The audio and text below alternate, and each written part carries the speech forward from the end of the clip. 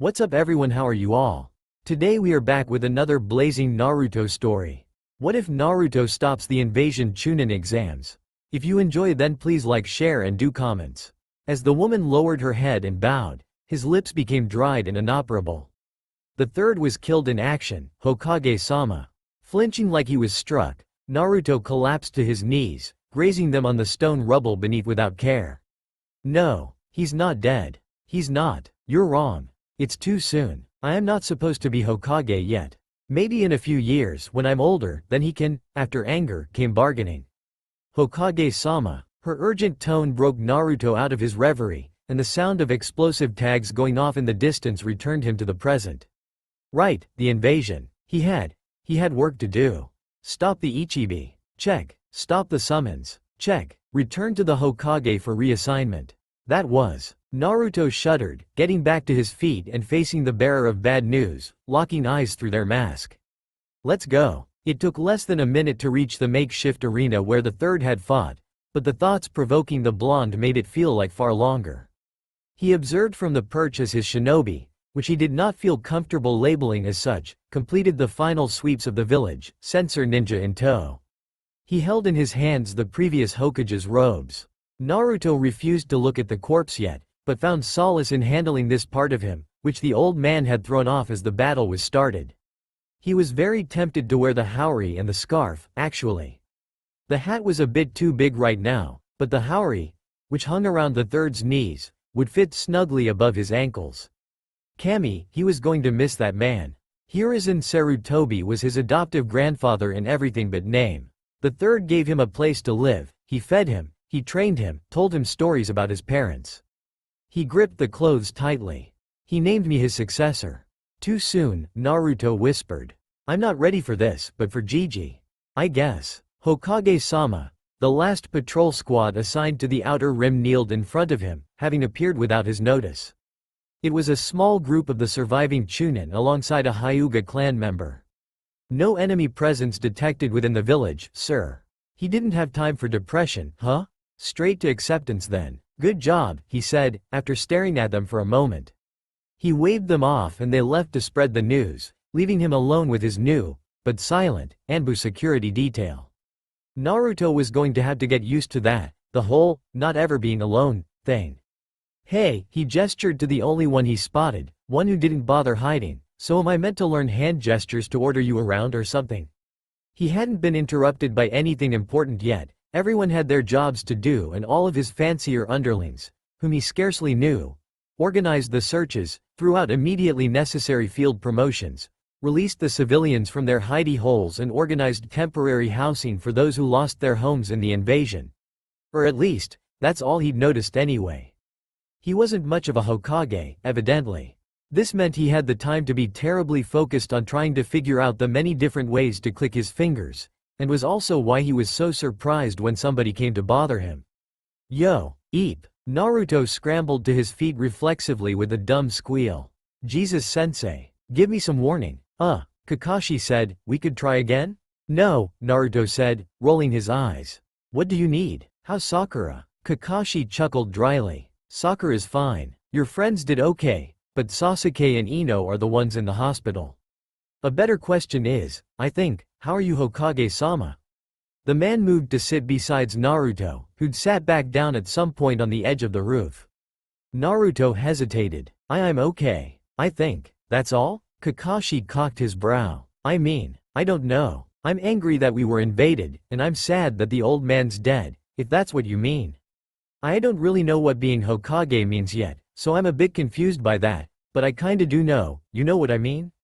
I'm not explaining this properly, I get it, Kakashi murmured, impulsively running a hand through the blonde's hair. What's with the get-up? He asked, referring to the navy shirt and the pair of navy trousers the blonde hadn't been wearing the last time he'd seen him. They had me change when I got here, Naruto said. A light blush dusted his cheeks as he rubbed his face awkwardly. I was too bloody, you know? Kakashi nodded, saying nothing. I'm serious, Naruto said, pouting. Anyway, what did Sasuke do? And not Ino? Kakashi asked, then proceeding to ignore Naruto as he rolled his eyes, the usual Sasuke stuff. Took a hit for Sakura, he's okay though. Naruto nodded, easily seeing something like that happening again. The Uchiha had done the same for him, after all. Ino lost her arms and What? He jumped to his feet, how did? I'm joking, Kakashi said, she got poisoned a little bit. Naruto growled, sitting back down with a plop. You're just making fun of me. Kakashi shrugged, staring below at the herds of shinobi and civilians alike as they recovered and rebuilt as much as they immediately could. He shifted his gaze to his new superior. You have to care for everyone now, Naruto. He waved his arm across the rooftops and the semi-intact village wall over the horizon. You have to take care of it. Everything you can see from this perch, everything the light touches is your responsibility now, and that which remains dark is even more so. It doesn't matter if it's Sakura, Sasuke, a craftsman or a stray dog. It's your job to nurture and protect them, even if you're a bit younger than anyone in your position has right to be.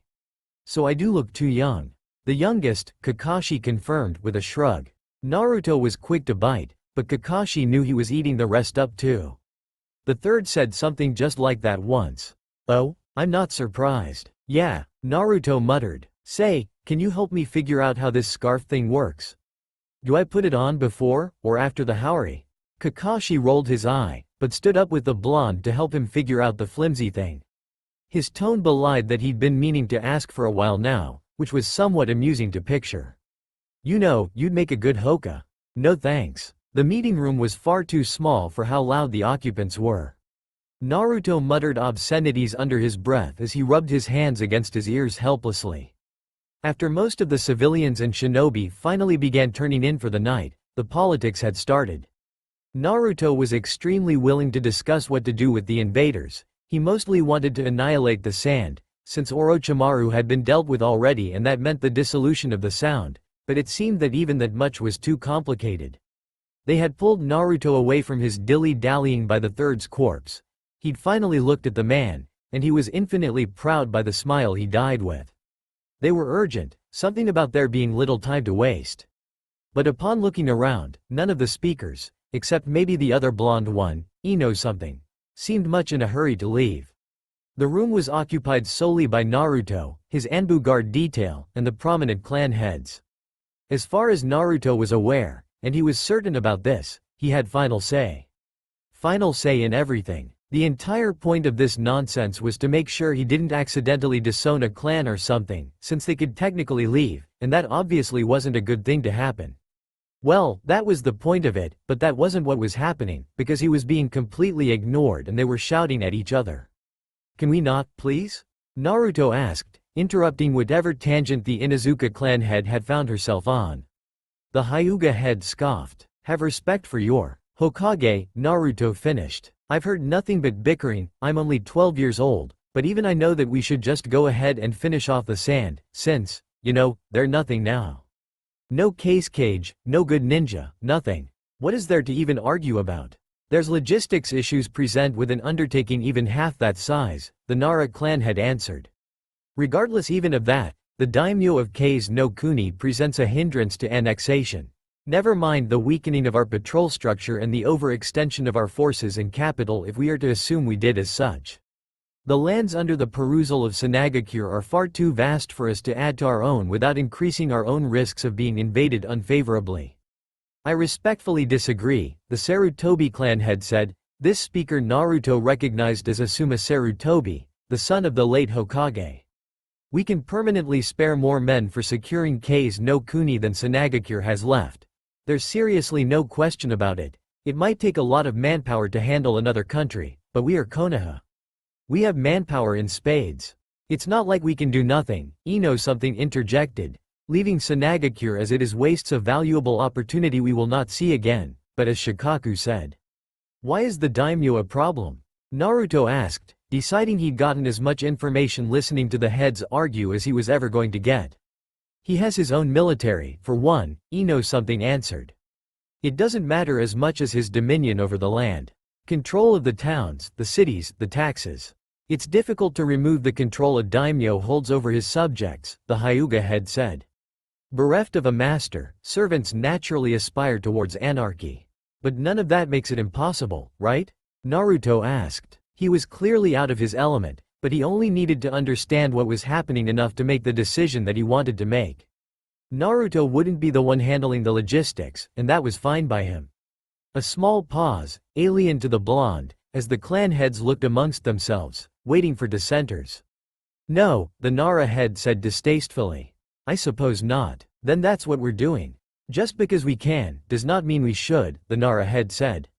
Naruto sighed, grumpily running a hand through his hair. Look, I seriously don't care right now. I was just a genin this morning, and I'm totally out of my element here, but we're going to get them back. Those fucking sand ninja came to our home, they attacked and killed our family, and I'm not just going to stand here and let them get away with murdering our Hokage. I wasn't fucking ready for this, and they won't be fucking ready either. Someone opened their mouth to speak, but Naruto wasn't having it. That's final, got it? No comment. Cool. You guys can just stay here and do what you do, but since I'm just some stupid angry kid, I'm just going to go and calm down, and maybe make sure my friends are still alive. Bye. Naruto got out of his chair and left the room.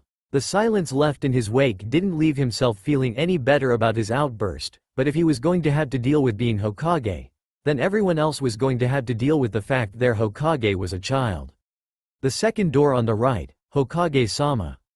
Right. Thanks, Naruto said, awkwardly walking past the bowing nurse. Plenty of people, mostly civilians, didn't know he was the Godem yet, but enough people greeted him as such when he'd walked through the street towards the hospital that there would only be so much time until it had circulated.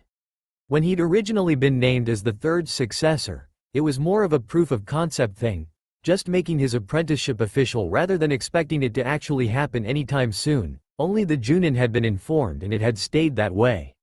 Obviously, whatever filter had existed disappeared the moment he had actually become Hokage, if even the occasional nurse knew. Naruto creaked open the door that had been pointed out to him, and glanced inside. Sakura had evidently made it before him, as she was asleep in a chair besides the bed. There was no reason for him to enter, then. Sasuke was dead asleep and he didn't want to wake either of them up. As long as he'd seen them alive with his own eyes, that was enough for him. He closed the door. Naruto quickly turned back to look for the nurse. Excuse me, miss. Do you know which room Ino Yamanaka would be in? She kindly pointed it out. It was in the same hallway, and Naruto thanked her. Just as last time, he gently creaked the door open and glanced inside. Hey, who's there? It's me, Naruto. I came to visit Sasuke, but, he's sleeping. Are you okay? Naruto asked, walking in and closing the door. He didn't really visit with a plan in mind. He'd originally just wanted to blow off steam, and he felt a bit guilty after the talk with Kakashi. She snorted. I'm super bored. You're my only visitor. She gave him an odd look. We don't really talk, huh? I thought maybe Dad would visit, but I guess he's busy. He is a clan head, after all. Ino's haughty look really suited her, Naruto noticed. Sit. Ino rolled her eyes. He did. So what's it like? Naruto blinked. What's what like? Don't be dumb, she snarked. What's it like having the Kyuubi inside of you? Ooh, right. After everything that had happened that day, Naruto had totally forgotten that it was mostly the Ichibi released that secret. It's interesting, in a way, Naruto said. The fox is a big ol' idiot. Always yelling at me, being angry, that kind of thing. You can talk to it? She asked, sitting up and adjusting her pillow. Only when I use its power, Naruto answered. Sometimes when I'm sleeping it pulls me into my head, too. It's fun though, he acts all big and tough but he can't hurt me, so the fox is a bit of a joke. What happened to you? Naruto asked. I think I'm lucky to be alive, Ino said. Unlike apparently everyone else, I didn't know there was going to be an invasion, so I wasn't even wearing my gear. I can understand you and Sasuke wearing it, but Sakura? Choji? Hell, even Lee had on his tights, and he was injured. Do none of you relax at all? Sheesh. Naruto snickered. Naruto awkwardly tapped his knee. Socializing late at night with someone he really didn't know wasn't really his thing, even if she was actually pretty nice. Well, I should probably go. Naruto began to get up. Nope, Ino said, reaching over and grabbing his arm. Shadows around the room seemed to flicker and Naruto hastily clicked his fingers as he was pulled back down to his seat. Why'd you do that? Ino asked, eyebrow cocked. And no reason, Naruto said, habit. Say, that Haori looks awfully familiar. Ino said. It was a gift. Naruto shrugged defensively. Are you okay, Naruto? I mean, I was poisoned, so I'm in the hospital, and isn't that just so weak, by the way? A tiny little needle hit me in the arm, and bam, life-threatening. I'll be totally fine by tomorrow, but you know how it is, gotta stay in the hospital and let them make sure, whatever. Naruto nodded. I hate hospitals. Ino laughed, me too. The door to the room burst open and a large blonde man made his way in, only pausing when he laid his eyes on Naruto. Embarrassed by his earlier outburst, Naruto wasn't terribly happy to see him. Ho, Naruto glared. Naruto-san. What would you be doing here at this hour, I wonder? He looked pointedly at Ino. Dodd. It's not like that, sheesh. Where have you been all day, huh? I'm just gonna. No you don't. Both Yamanakas paused, blinked and glanced at the other. Like father like daughter, I guess, Naruto joked, slowly sitting back down. How do you two know each other? Dad, I know Naruto from the academy, remember? We were in the same class, and I definitely said his name at least once. Why were you talking about me? Naruto asked. Shush, that doesn't matter, Ino said, curling her hands into her sheets. I think it matters, the elder Yamanaka interjected. Naruto nodded. Anyway, I shouldn't have held you up, Uzumaki-san. I need to talk to my daughter, so if you would. Of course, Yamanaka-san. Bye Ino, he gave a short wave as he eagerly left his chair, itching to get some me time. You should visit sometime, Naruto, she suggested, drooping slightly as he left. Maybe, Naruto said, leaving the room. He could hear conversation starting as he closed the door, but he wasn't going to eavesdrop.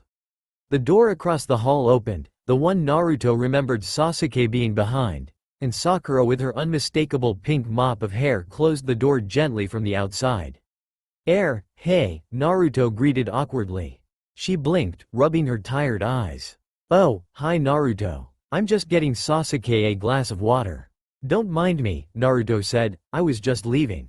Sakura didn't press for conversation, and just left to do as she said. Compared to the short conversation he'd just had with Ino, that was a bit lackluster. So, cat. He patiently waited the split second it took for the female, purple-haired Anbu to appear in front of him, kneeling. Geez, be at ease, she stood. Is there anything else I actually have to do today, or can I just go to bed? She cocked her head. Do I have to sleep in the mansion? She nodded. Fine, but shunshin me please. In a flash of movement that almost left him tumbling to the floor, and he would have if he wasn't caught, she did so. Thanks. The bed was large though unfamiliar, and the room was filled with all the little trinkets he'd had in his apartment. His little frog wallet in particular caught his eye, situated on the bedside drawers. Someone had evidently gone through and moved everything for him, and presumably, moved everything that used to be here out. That was a somber thought. It's comfortable at least, he said, testing the mattress. I could just imagine. Despite the apparent cheesiness of the act, his eyes forcefully shut of their own volition as his head hit the pillow, still dressed and above the covers. In his defense, and he would definitely defend himself, it had been a seriously long and eventful day. The watching Anbu merely took their places in the comfortable shadows of the room, and if one paid close attention, they may have heard a snicker or two. What? Naruto bolted upright, rather abruptly woken up due to the freakishly loud alarms playing besides. Oh, you asshole. The male boar masked Anbu bowed in faux apology, stowing away the dozen alarm clocks into one of the bedside drawers. Why would you do that? Seriously? Naruto made some frustrated noises and struggled to make his back comfortable on the pillow. Strangely, he didn't remember taking off his haori, or getting under the covers, but there he was. I didn't actually see the time, he muttered. The man responded by pulling one of the clocks back out from the drawer and presenting it to the blonde. It's 6. Why do I need to be up at 6? Boar cocked his head. You are all such great conversationalists, Naruto said. He glanced towards the bedroom door as it swung open, and another Anbu walked in carefully with a breakfast tray. I get breakfast in bed? Do I have to? Naruto muttered, glancing outside at the far too large crowd below. Can't you just, I don't know, tell them that I'm Hokage now and be done with it? You know that they know I'm Hokage anyway, right? You're not going to war before you've even had your coronation. Naruto groaned. Come on Shikaku, I'll give you a promotion. What could you possibly promote me to? Naruto shrugged. I'm sure you could think of something. The Nara squinted. Be that as it may. It's for the best if we get this over and done with quickly. If nothing else, you need to release knowledge of your heritage. It will work towards appeasing those that are less than happy with your appointment, and that can only benefit us. Alright, fine, good. Naruto frowned. What am I supposed to say again? Your speech. You do have a speech, right? The blonde twitched. Yeah. Hokage-sama, listen. I'm glad they cleared me in time, Ino said, rubbing her sore arm and wandering through the crowd with her teammate, who'd picked her up from the hospital. Who do you think the new Hokage is? Shikamaru, her lazy, Nara teammate, shrugged. I don't know, but they were picked awfully quickly. Now, Choji should be just, hey, Choji. Shikamaru, Ino. Choji greeted, waving one arm with the other armed with a bag of potato chips. Team 7, sans Naruto, were beside him. Kakashi-sensei, Ino and Shikamaru nodded respectfully. Sakura, Sasuke. Kakashi greeted them with a short wave. Hey, Sakura greeted. Sasuke grunted in their direction vaguely, his left arm in a sling. Have either of you seen Naruto? They each shook their heads. Not today, no, Ino answered. Oh, Sakura muttered. Congratulations on the promotion, Shikamaru. Sakura eyed the vest tastefully, it did look quite good on him.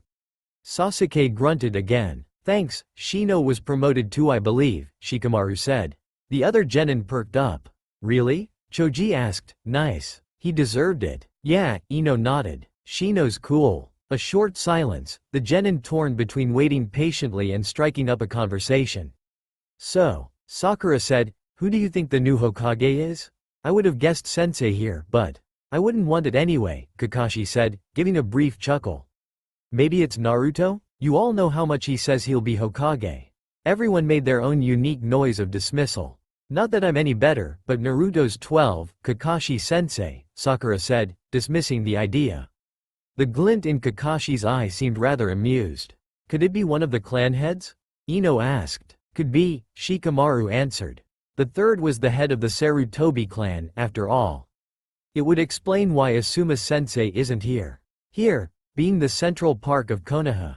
It was set directly behind the Hokage Tower, with a large stone podium a dozen heads high stretching a small distance from the tower exterior. There was a window besides the door from the tower to the podium, but it was simply too difficult to make out any of the figures moving within. The park was big enough that almost all of Konoha's inhabitants had fit comfortably within it, that being tens of thousands of individuals, only missing those recently sent on patrol and those building and guarding the reconstruction of the village walls. Of course, Shikamaru corrected, Sensei is more likely merely here with someone else. Like Kurenai-sensei? Ino asked, hiding a smirk with her hand. Like Kurenai-sensei. Team 10 shared a laugh. Good luck, Hokage-sama. Thanks, Shikaku. Naruto slowly placed his hand on the door, and after a slight hesitation, pushed. The bickering of the crowd ceased all at once as they spied the door opening, and Naruto, clad in his navy clothing, with the third's haori and scarf, stepped out. He didn't immediately speak, instead he walked further down the platform, until he could easily see each and every individual. Okay, there was a lot of people. He gulped. Alright, he muttered, one chance to get this right. He tapped the stone with his foot and seals all over the platform fluttered into existence for just a moment. Hello. His voice boomed across the crowd. Their stares intensified. Well, that was troubling. What was he meant to talk about? Was he meant to introduce himself? Shikaku literally just now gave him some tips, and he'd already blanked them. Whoops. He gulped, frowned when he could somewhat hear his own gulp off the reverb, and gave himself a moment to calm his beating heart. Focus. My name is Naruto Uzumaki. I've chased the position of Hokage for years, and was once apprenticed to the third Hokage. That apprenticeship lasted less than a year, but he named me his successor shortly before his death. He expected the crowd's initial reactions. There was an evident lack of support. The citizens immediately yelled unsanitary remarks and began making a mess of things, shoving one another aside, and generally being pissed off. The shinobi he could see were not so aggressive, but plainly stated, there was a general consensus of unhappy. There was a reason for this. The crowd quietened just enough for him to speak, interest peaked, even if they were not pleased with the appointment. He could spy his team and his closer friends huddled together amidst the crowds, just enough to measure their expressions of utter shock and confusion. Come on now, Naruto mused, I told you this would happen from the beginning. As many of you found out during the invasion, and many more of you knew since my birth, I am the Jinchuriki of the Kyuubi. Within me I contain the full, dangerous might of the nine-tailed fox. For this reason, the third Hokage adopted me as a child. He paused, to allow the mutterings to quiet down. When they didn't, he coughed into his closed fist and raised his voice. What you may not know, is the reason the Kyuubi was sealed into me. He saw the widened eyes of his sensei down below, and sent the man the best smirk he could. Only an Uzumaki can contain the Kyuubi, for its power is too great, too concentrated, too corrosive for any human but one of greater constitution. It is a great boon, then, that the fourth Hokage's child, born the same night as the attack of the Kyuubi, was an Uzumaki. For a long, drawn-out moment, Naruto regretted speaking so plainly. The chatter that he'd grown used to having to deal with quieted to nothing, and he had far too many pairs of eyes drawn to him in a silence too eerie to be comfortable. When the yelling started, he accepted the complaints with a sprinkling of salt. After all, many of these people had grown to blame him for the loss of their friends and family for the last 12 years. He hadn't even said anything to dissuade their notion that he was at fault, he merely laid out the facts. He'd accept their words, their hate, and carry it with him, so that they did not need to. He didn't need to be mature or intelligent to do that. He clicked his fingers and one of his guard appeared kneeling in front of him, carrying the real symbol of his position delicately within his arms. Thank you, Squirrel, Naruto murmured, taking the Hokage's hat reverently and placing it on his head. In 2 days, he said, just loud enough to be heard over the complaints, the swears, and the confusion. We go to war with Suna. He turned, Haori billowing in a sudden breeze, and he left his people to their thoughts. Naruto left the podium as soon as he was comfortable enough to move under the weight of the thousands of pairs of eyes. That was rather soon, because he was developing an appetite for lunch that colored his perception of time. Hello, Uzumaki-san. Naruto, startled after closing the door, hit his head on the wooden entrance on reflex. Ow, hi? The man that scared him was old, and only vaguely familiar. He was covered in bandages, had brown hair, one arm in a sling and a cane in the other. Naruto rubbed the new bump on his head, holding in a wince.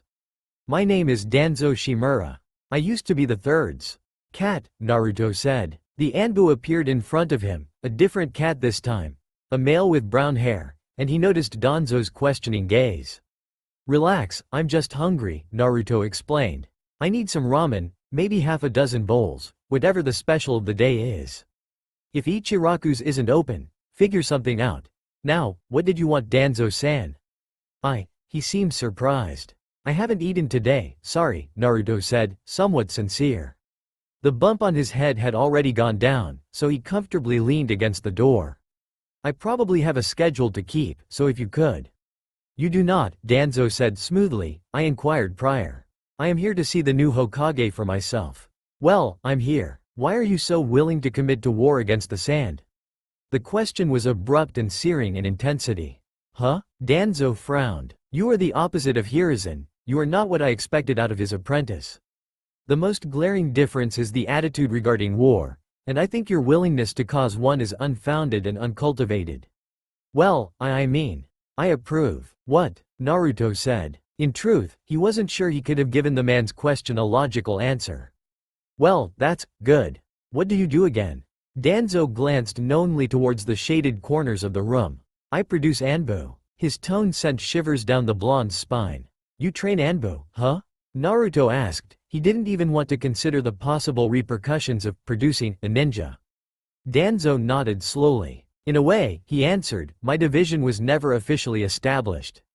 He tapped his cane against the boarded flooring, and half a dozen plainly masked shinobi, dressed in the same cloaks as the Anbu often wore, but without a standard uniform, appeared behind the old man, kneeling similarly to the way that the Anbu did to Naruto. As you can see, the end result is similar. Naruto frowned. He and the third had their disagreements, they weren't the same person, after all, but he always had his reasons. Why not? He asked, crossing his arms. Why didn't the old man let it through? This was a lot less casual than it had seemed from the get-go. Acting on a whim, he clicked his fingers and his three-man protection detail, usually 4. But Cat was off getting ramen, appeared neatly around him, standing at attention and facing the room's other occupants stiffly. Danzo didn't so much as flinch, expecting as much. The third disliked my methods, but you and the third are different men, are you not? It was a gamble, then. Naruto disregarded the assumed, I did it anyway, with a shake of his head. Somehow, he knew that whatever the man was doing he'd keep doing regardless of what he said. I guess I'm just gonna ask this again. What do you do? If the man was secretive enough to continue with his organization even without the third's permission, then it was unlikely Naruto would get a full explanation, and he knew he should take any answer he gets with a sprinkling of salt. Primarily, I adopt promising children that don't have homes, Danzo answered. Occasionally, I may invite certain promising individuals that do have families with permission. I teach them my personalized curriculum and train them to exceed their peers. The individuals in my employ are strong, Uzumaki-san. I would be elated to have the permission to expand my forces in order to help you with your endeavors. War is something I have taken part in and researched extensively. Danzo bowed slightly. Honestly, in a bit of a weird way Naruto kind of liked the man. He gave orphans a home, after all, and more shinobi was more shinobi. This is all kind of sudden. Naruto murmured, what makes your training better? You didn't answer my question about the third, by the way. The third didn't like my methods, and I will not explain them to you. Thanks. You're welcome, Uzumaki-san. Right, how many shinobi do you have? Naruto asked. There couldn't be too many if the third hadn't put a stop to it, right? I have a few hundred individuals trained sufficiently enough to at least compare to the standard Chunin, Danzo explained. They are sprinkled within your employ, for the most part. Seemed like Danzo had gone for the honesty is the best policy school of thought. Naruto doubted he was so open to the third. That seems dangerous, Naruto muttered. Let me guess, they'll take your orders over mine? Danzo didn't deign to respond, so Naruto sighed and muttered something derogatory under his breath.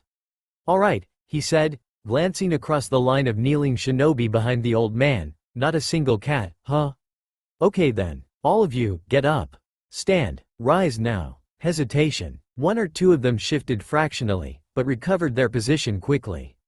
A nod from Danzo, and they smoothly stood, their cloaks covering their stances. Naruto was also hesitant, but he wanted to give the man a chance. Well, it won't be the first time I let someone else handle the whole ordering people around thing. Do you have papers for me to sign? The man's first obvious sign of emotion crossed his face, a slight smile. I do. Alright, Naruto said. He looked to his left, cat. Get me a pen. He looked to his right, squirrel. Order a couple hundred nicely decorated Enbu masks. He was now left with one guard. Both quickly returned, and Naruto was given a cute little pink pen with a fluffy feather on the end. He gave Cat an odd look, but didn't comment. Thanks. Let me see those forms, Danzo. Of course, Uzumaki-san. Rest assured that in return, I will do my best to offer advice and support in the wars to come. Danzo pledged. Wars, huh? With a bowl of steaming ramen in his hands, a feline Anbu visibly tailing him holding another several, and Ino something leading the way, Naruto journeyed underground. I like miso, Naruto said, picking masterfully at the noodles with his chopsticks. Keep it up, cat. As they traveled further beneath ground, the artificial lighting grew more prominent, and the amount of shinobi they walked by increased in volume.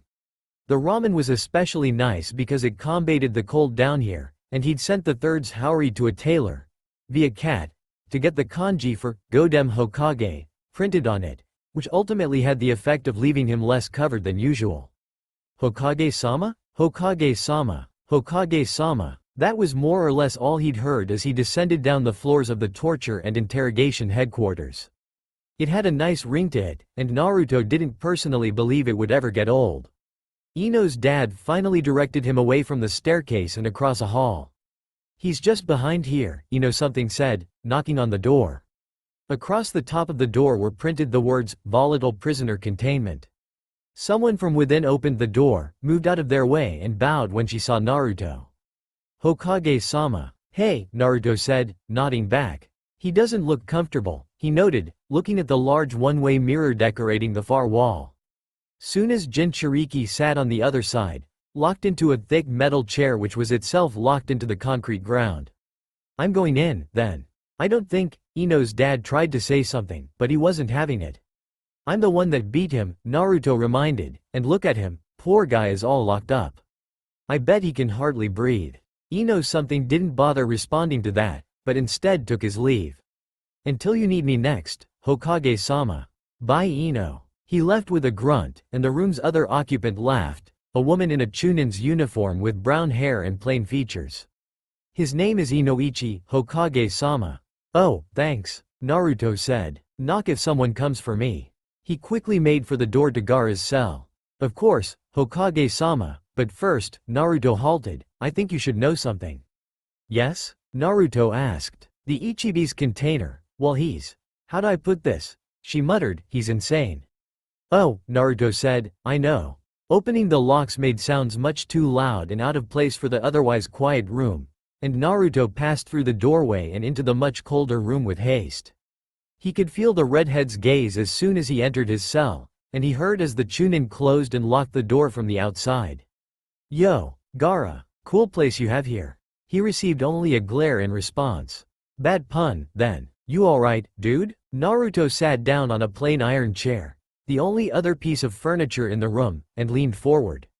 Step 1, he should probably try to make friends with him. Why are you here? Gaara asked. His voice was distorted, gravelly, and he had the look of someone completely defeated and frustrated. Well, Naruto coughed. I was just wondering a couple things, you know? We're both Jinchuriki, you know that much, right? Gaara nodded, as much as he could with his neck in a vice, anyway. He wasn't a fan of talking unnecessarily, apparently. That suited Naruto fine. He probably should have given this more thought before he came in, though. The sand haven't even bothered asking for you back. It was a lie, but it still incited little response out of the redhead. They don't like you very much, do they? My village didn't like me much either, they still don't, really. The redhead cocked his head, though it had little effect as chained up as he was. They made you Hokage, why? Evidently, he'd noticed the robe and drawn the correct conclusion. Tapping his knee, Naruto chuckled blandly. I'm not really meant to be Hokage, I mean. I was nominated as the blonde cringed, but shook it off. The old man made me his successor a little early. You know how it is. They have acknowledged you. Something unpleasant colored Gaara's tone. Well, not really. Memories of the unpleasant response his coronation elicited swept through the forefront of his mind. They're not very happy, but that's how it is for us, being a Jinchuriki. The blonde leaned back in his crooked, uncomfortable chair and crossed his arms. What's it like for you, Insuna? The captive hummed a short, low tune. I enjoy it. The people fear me. A ghost of a grin skirted the redhead's jaw. Naruto blanched. An interested curiosity etched its way across the redhead's face. You force the 9 tails, do you not? I do, Naruto nodded. I would never control my mother, Gaara said, aghast. I need the power. For what? Gaara asked. If Naruto was more inclined to trust his hearing, he would say the Jinchuriki sounded excited. I don't know, Naruto shrugged. In truth, he didn't have any real and developed motives, at least not yet. I just need it. Why do you need to be acknowledged? Naruto would have several answers for the question, but hearing Gaara's own motives could only prove useful and interesting. For a moment, Gaara remained silent, likely weighing his choices. When it finally seemed that he wouldn't be receiving an answer, the redhead nodded. I just want to live, to be alive. Slowly, Naruto nodded. I understand. No, Gaara said. You don't. You're acknowledged. Gaara, according to the sand, I'm not alive. I am not a person to them, but a weapon. I am their Biju, their tailed beast. I can only prove my existence with death. Attacking my captors is my proof that I am alive, that I'm not some mindless weapon. You will not take that away from me. Naruto leapt to his feet. Whoa, nobody's gonna take that away from. He paused, quickly reconsidering, actually. I am alive. Gaara's blunt tone was terse and aggressive. If he weren't so constrained, Naruto would be doubting his safety.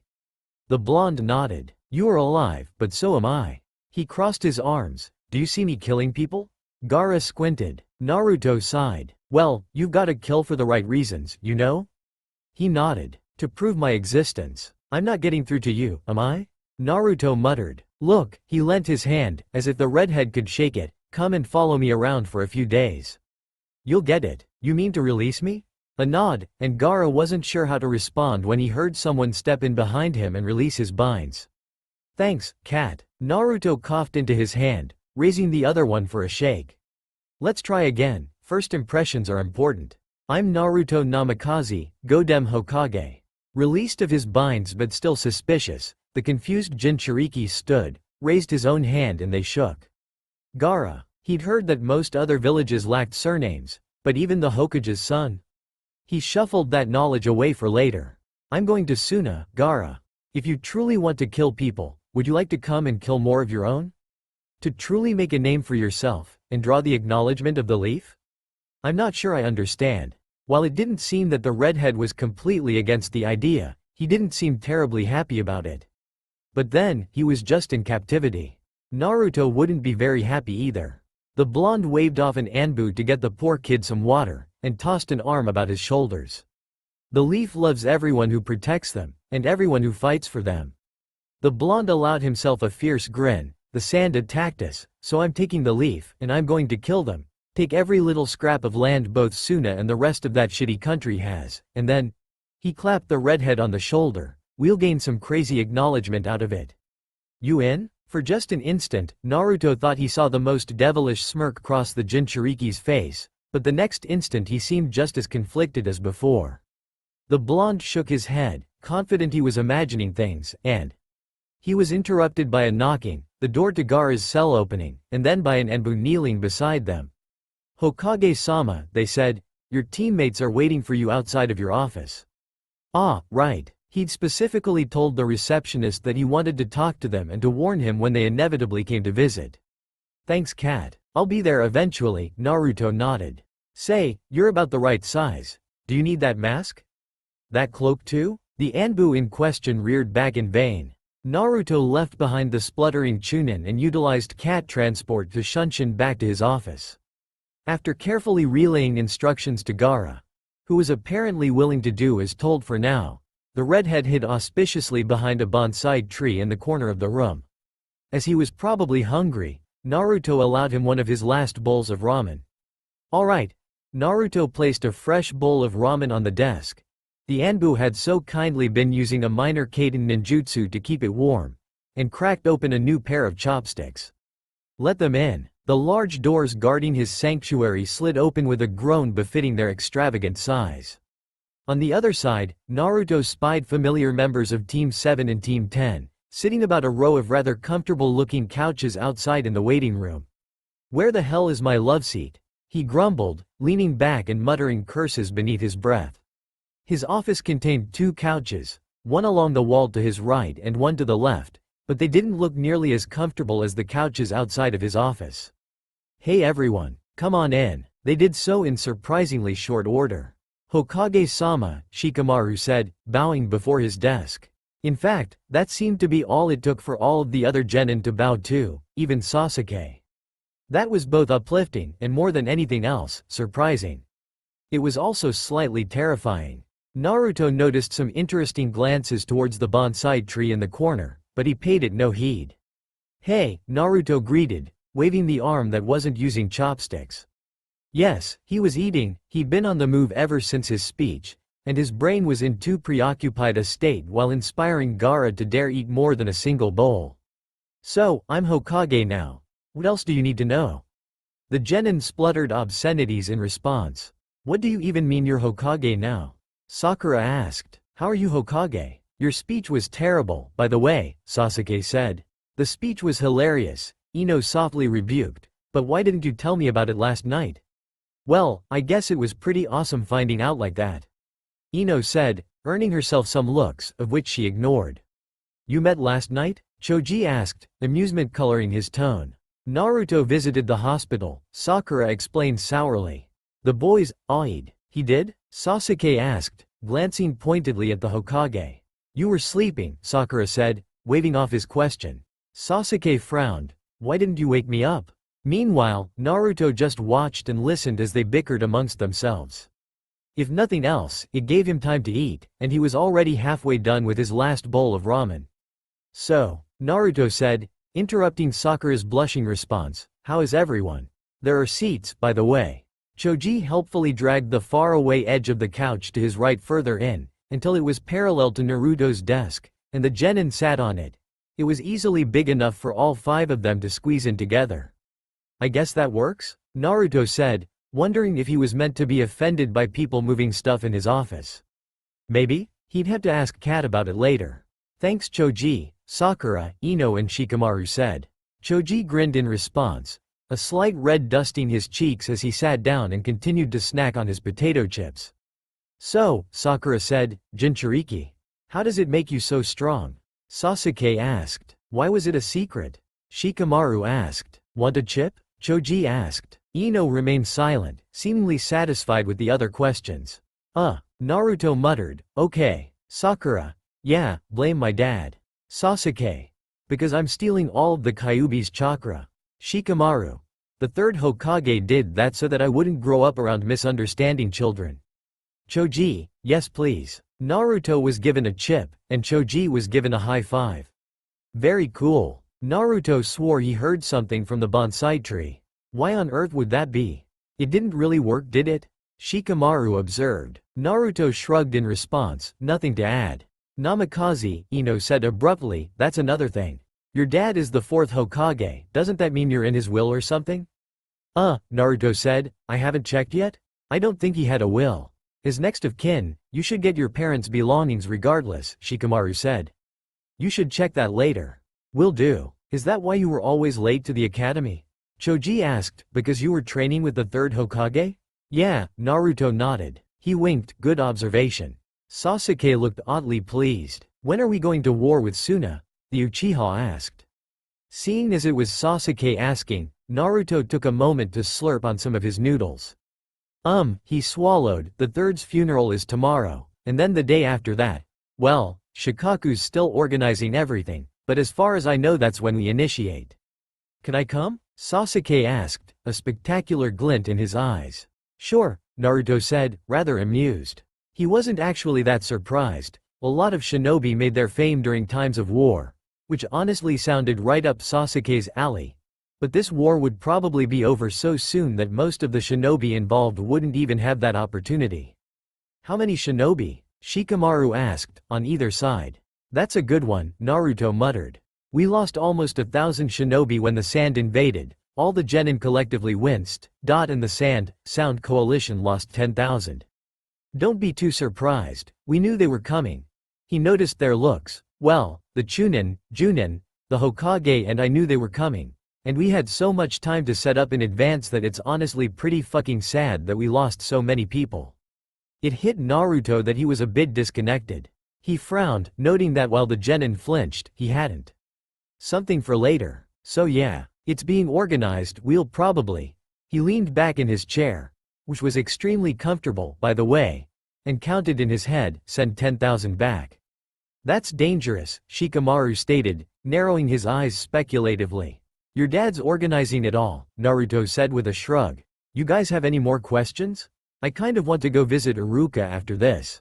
They shook their head for the most part, but Naruto suffered through another few questions before they all left to go about their businesses. Sakura, however, remained at the door as their friends departed. Hey, Naruto, she said, turning around and fidgeting with her hair. Yeah? Naruto asked. He narrowed his eyes slightly and leaned forward. He hadn't seen this side of Sakura for a while, and he thought it was something she did exclusively around Sasuke. Sakura muttered something under her breath as she steeled herself. Do you want to go out on a date, Naruto? Just you and me? She asked, crossing her arms. Huh? What? He tried cleaning his ears out. Call me crazy, but I thought you just. You heard me. Naruto stuttered, leaning back in his chair and blinking repeatedly. Honestly, he didn't have time. He wanted to talk to Iruka, he had another meeting with Danzo later, he wanted to help organize the 3rd's funeral, The more he thought about it, the busier he realized he was. Shit, I can't, Naruto muttered, hanging his head in shame. Trust me, Sakura-chan, I'm just too busy. Sakura huffed, blowing a lock of hair away from her eyes. She waved off his response without seeming particularly bothered. It's fine, I just had to know I tried, you know? Sakura walked off the way the rest had, leaving Naruto to sit in silence. It's only because I'm Hokage, isn't it? He muttered to himself. He honestly only refused because he was too busy, and he did seriously like her, but maybe it was time to consider other options anyway. He was Hokage now, which, as messed up as the thought was, kind of meant nobody was off limits, right? He'd have time soon enough to think about that kind of thing, but it was a very awkward thought to make. Right now, he just wanted to find Iruka. Danzo had been kind enough to offer the information when he'd asked, and apparently classes were on today despite his coronation. They were just scheduled for a bit later than usual. Next stop then, the academy. If Iruka noticed the blonde Hokage suddenly sitting in the back of the classroom, he didn't voice it, and merely acted to tidy up the end of his lecture on cool ninja. It was a lesson he'd crafted particularly for these 8-year-old hopefuls, and he'd had fun with it. That's right, Konohamaru, Iruka said. Now what do we know about our new Hokage? Hands were raised all around the room. Pick me was chanted aplenty, and Iruka made a show of thinking about it before choosing a girl in the first row. He has a really big hat. Iruka snickered. That wasn't in the lecture. He pointed at another random student. Hokage-sama is the shortest Hokage-sama, a boy said. That's right, Iruka said, picking another student. His daddy was the 4th Hokage, and his grandpa was the 3rd Hokage. Iruka laughed. That's not quite right. The 3rd Hokage wasn't really his grandpa, he just acted like he was his grandpa. He pointed at another student. He protects us from demon foxes. Iruka paused. Somewhat, yes. That's a different lesson, we'll go over it tomorrow. Iruka motioned to another student. I heard he likes ramen, the boy whispered conspiratorially. I think the ramen makes Hokage-sama stronger. I'm going to eat ramen too, like Hokage-sama. Yes, Iruka said, the Hokage likes ramen, but ramen is unhealthy. Diet is important for a shinobi, remember that. Less ramen, more vegetables and more exercise, got it? Half the class muttered quiet agreement, and enthusiastic. Iruka pointed to another student, last one. The girl stuttered, Hokage-sama is very loud. The rest of the class eagerly agreed with her assessment. Hokage-sama was loud during his speech because of the seals used on the podium, Iruka said. You'll learn all about that next year. Finally, what say you, Hokage-sama? The students paused in their mutterings and slowly, eager but fueled with disbelief, turned in their seats to look towards the back of the room, where their teacher was staring. Well, I think the new Hokage is pretty awesome, maybe a bit young, but that's just me, Naruto said, standing up and bowing to the students. You could have said anything, Iruka said blandly, and you chose to self-promote. I'm the best Hokage, Naruto nodded sagely. You're still doing it, I'm still the best. You're the only Hokage, so you're just as much the worst. The kids finally realized what was going on, and their bickering kicked into overdrive. Whoa, it's Hokage-sama. He's so cool. Iruka-sensei knows Hokage-sama? I want an autograph. No, I want an autograph. Boss? For the next 5 minutes, Naruto soldiered through the attention of several dozen children. He was immensely relieved when the school bell rang, signifying the end of the school day, for it allowed him to breathe again. How do you deal with that every day? Naruto asked, shivering and hugging himself ineffectually. I don't, Iruka said. I'm not as interesting as you are, since I'm always here. Hokage-sama. Naruto walked down the classroom, moved a chair from one of the front desks and sat down with a pleasant sigh. How've you been, Iruka-sensei? How've I been? You're the one that's Hokage all of a sudden, I should be asking you that question. Yeah, about that. Naruto shrugged, scratching the back of his head. It just kind of happened. I know. I would really rather be a genin still, you know? Yeah, I know. Naruto muttered. You have new students now, huh? Iruka nodded. Yeah, but they're hardly new, I've had them for almost 6 months. How is it, being Hokage? Iruka shook his head. Not just that, everything. I can see it, you need someone to talk to, spill. Oh geez, Naruto said. Where do I start? From the beginning? Iruka helpfully supplied. Though, I'd really like to hear why you're sending us into a war. Well. Naruto shrunk. It's their fault? The mass funeral was a long, grueling experience for all involved. The bodies had all been buried in a mass community undertaking that spanned over the larger part of the day, and speakers had risen to the podium one by one as the darkness descended and the sunlight waned. Naruto felt out of place, personally. He didn't want to make another speech and he doubted anyone thought this was a great time to ad-lib, so he wasn't asked past his initial refusal. He sat with most of Team 7 and Team 10, who had all, except when it came to Sasuke, who didn't really have friends, been their closest friends in their classes during the academy. None of them really talked, but they took comfort in one another as the day drew to a close. Naruto had envisioned that he'd be more involved with the funeral somehow, but in the end it just didn't work that way. The third did receive particular attention during the procession, but that only meant an extra half-hour of eulogies that even Naruto believed did the old man justice. Even just 1,000 was a lot of death. Naruto facepalmed at his use of just almost every single man and woman in the village, military or otherwise, had lost a family member, distant relation or not. A lot of tears had been shed during the burials, and they seemed to rain anew during the opening speech. The speeches primarily spoke of the courage and the honor that those deceased had died with while protecting their homes, but they also spoke of the cowardice of the enemy and of spite. Civilians made up a large portion of the casualties. In all, the speeches were a little bit convoluted, but it was rough times. Very few had dry eyes, and Naruto was, uncomfortably, part of the few. He had completely panicked at the mere thought of the third's death, but he got over it. He was practically forced to get over it. In regards to the others, he was an orphan and he didn't have many friends, so he simply didn't know any of the other deceased in any meaningful way. That didn't mean he was unaffected by the mood, he just wasn't crying. He was also terrible at consoling, and after his initial vain attempt to console Sakura, who had lost her father, and moved shortly after the speeches started to grieve with her mother, he'd given up. He could tell that everything was making Sasuke uncomfortable too, but that was less problematic.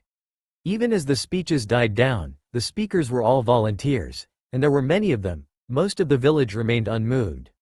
It was difficult to believe most of their military would be fully mobilized within 12 hours, but then again, they were ninja, and ninja were fast and could store tons of supplies in pieces of paper.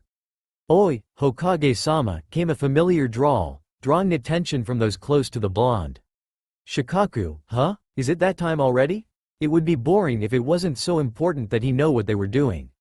Basically, his Chunin commander was just taking the time to explain what he'd already decided to do.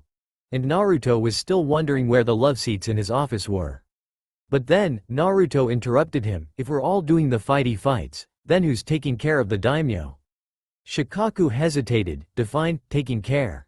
"Killing, I guess. We can't really kill the daimyo, Hokage-sama." Shikaku chuckled dryly, "But if we replace his military he'll be forced to abdicate by right of our own daimyo. You don't want to know the amount of work I had to do to get that organized on short notice." Naruto nodded, "And then we kill him?" "No." Shikaku took a sip of tea from his cup. "We could kill him, but that risks the wrath of other daimyo, and that would rightfully bring more war onto our heads. It's cheaper to let them keep a small cut of the taxes and have the daimyo and his family live in their mansions as they squabble over their gossip." "Okay, so, what was that about outposts?" Naruto asked, finally resigned to his boredom and lack of sleep. "We have a single wood user in our Anbu," Shikaku answered. "He can fabricate large enough towers often enough that we can use them to send emergency signals between army groups, and we'll also use him in the forward group to produce well-defended camps as we move along." "That sounds like cheating. We use what we can. Can we use him for campfires too?" "That's perhaps a bit too frivolous. His chakra is a commodity," Shikaku said. Continuing, after the first group makes it too. The planning went on through the night. Other shinobi made their way into and out of the office, and the best part of the entire evening, in Naruto's mind, was when his head finally hit the pillow. The best part about being Hokage was breakfast in bed. The worst part about being Hokage was that everything was going to be his fault if this somehow flipped on its head and all his ninja died. It was morning, but not particularly early morning. They'd only been moving for 2 hours, but Naruto was all nerves.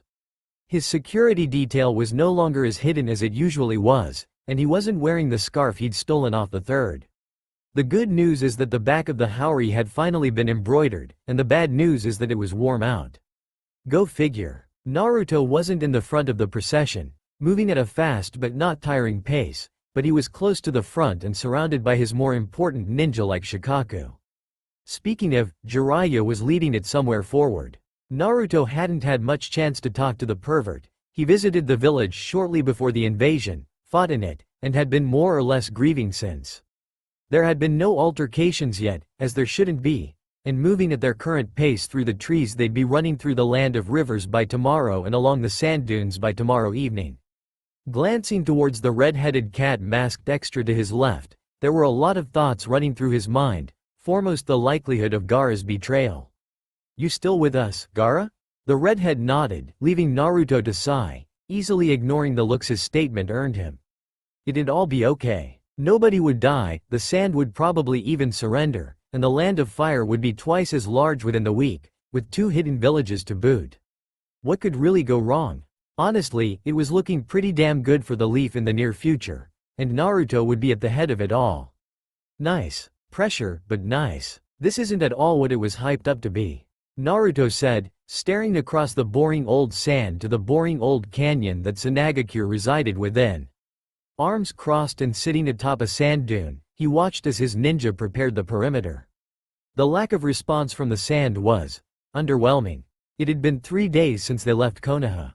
Eventually, after ground was made and what little pockets of resistance existed, spoiler, there were only 2, were crushed, they moved on to surround the sand village. There had been 1 casualty. Someone lost a finger while messing around with wind chakra. They wouldn't run into any food shortages for weeks, there wasn't a single damn ambush, and what prisoners they'd captured weren't making a peep. The effort was overwhelmingly successful and underwhelmingly uneventful. Naruto wasn't exactly wishing for death to happen, but maybe he was, in a bit of a weird way? Kind of. Gaara was becoming antsy, fidgeting as he followed him. That was a good reflection of the rest of his army, who were also waiting for something to happen. Many eyes were suddenly drawn to the waving in the distance, of a white flag. "Oh," Naruto said, "can they do that? I'm the one that declared war. Was it even possible to take the village like he wanted peacefully? Didn't seem right." After speaking with his advisors, he left camp with Jiraiya, Shikaku and his guard detail, including Gaara, on his heels. Under the gazes of thousands of pairs of eyes, the small group stopped within 100 feet of the entrance to the village's canyon, and waited while the Sand's diplomats sauntered out in response. It was rather tense, and Naruto was more frustrated than ever at the lack of ramen in the desert. The contingent that moved to meet them was as small as their own, half a dozen people, and Naruto only recognized 1 or 2 members. He knew one of them was Gaara's female teammate during the Chunin exams, and the other might have been his teacher. The group stopped within 20 feet and bowed pitifully. The girl mouthed something to Gaara that Naruto caught but couldn't translate, but ignored it when the redhead didn't do anything in response. "Sanagakure sends it greetings." This was said by a portly man Naruto didn't know at all, but assumed was one of their diplomats. "It's a bit late for greetings," Naruto muttered quietly, eyeing the redhead beside him carefully. "What are your demands?" The sand procession eyed Shikaku as he stepped forward to speak. "We demand complete and total capitulation of your military structure and your own exodus from the country. Relocate, or we will not accept surrender," Shikaku said. Naruto was jealous with the charisma which the Nara could portray, but it was lessened significantly since the man spoke for him anyway. The Sand would never accept, but it's all it would get from them. He thought it was rather fair considering their invasion and the subsequent death of the third.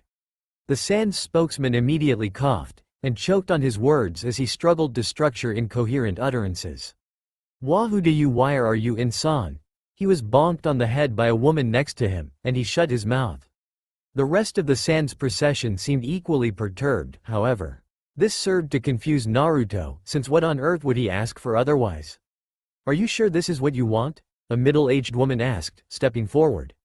Decorated in ceremonial robes, she was likely a more achieved advisor or diplomat to the Sand. "Can we not negotiate? The Sand can offer reopened trade, military supplies, a mission stipend." As she offered options and Shikaku cleanly rejected them, she grew more desperate. The Sand can vassalize," she offered distastefully. The diplomat seemed even more surprised by Shikaku's dismissal of that too, than she was over his initial demand. "An exodus of your military or the war will continue." With the thousands of shinobi behind the Leaf's procession, a large man who'd grown infamous from the last great war by Shikaku's side and 2 Jinchuriki besides that man, the threat was as full and in their face as it could ever be. The full refusal of diplomacy visibly shook the opposite procession, but not to the hopelessness that Shikaku preferred. The woman stepped back into place, and the two in front of their procession, the woman and the man who initially spoke, bowed. "We are sorry to have to do this, Hokage-san." "What? It all happened so fast." Jiraiya surged forwards even as the sand around the party exploded and sand shinobi emerged.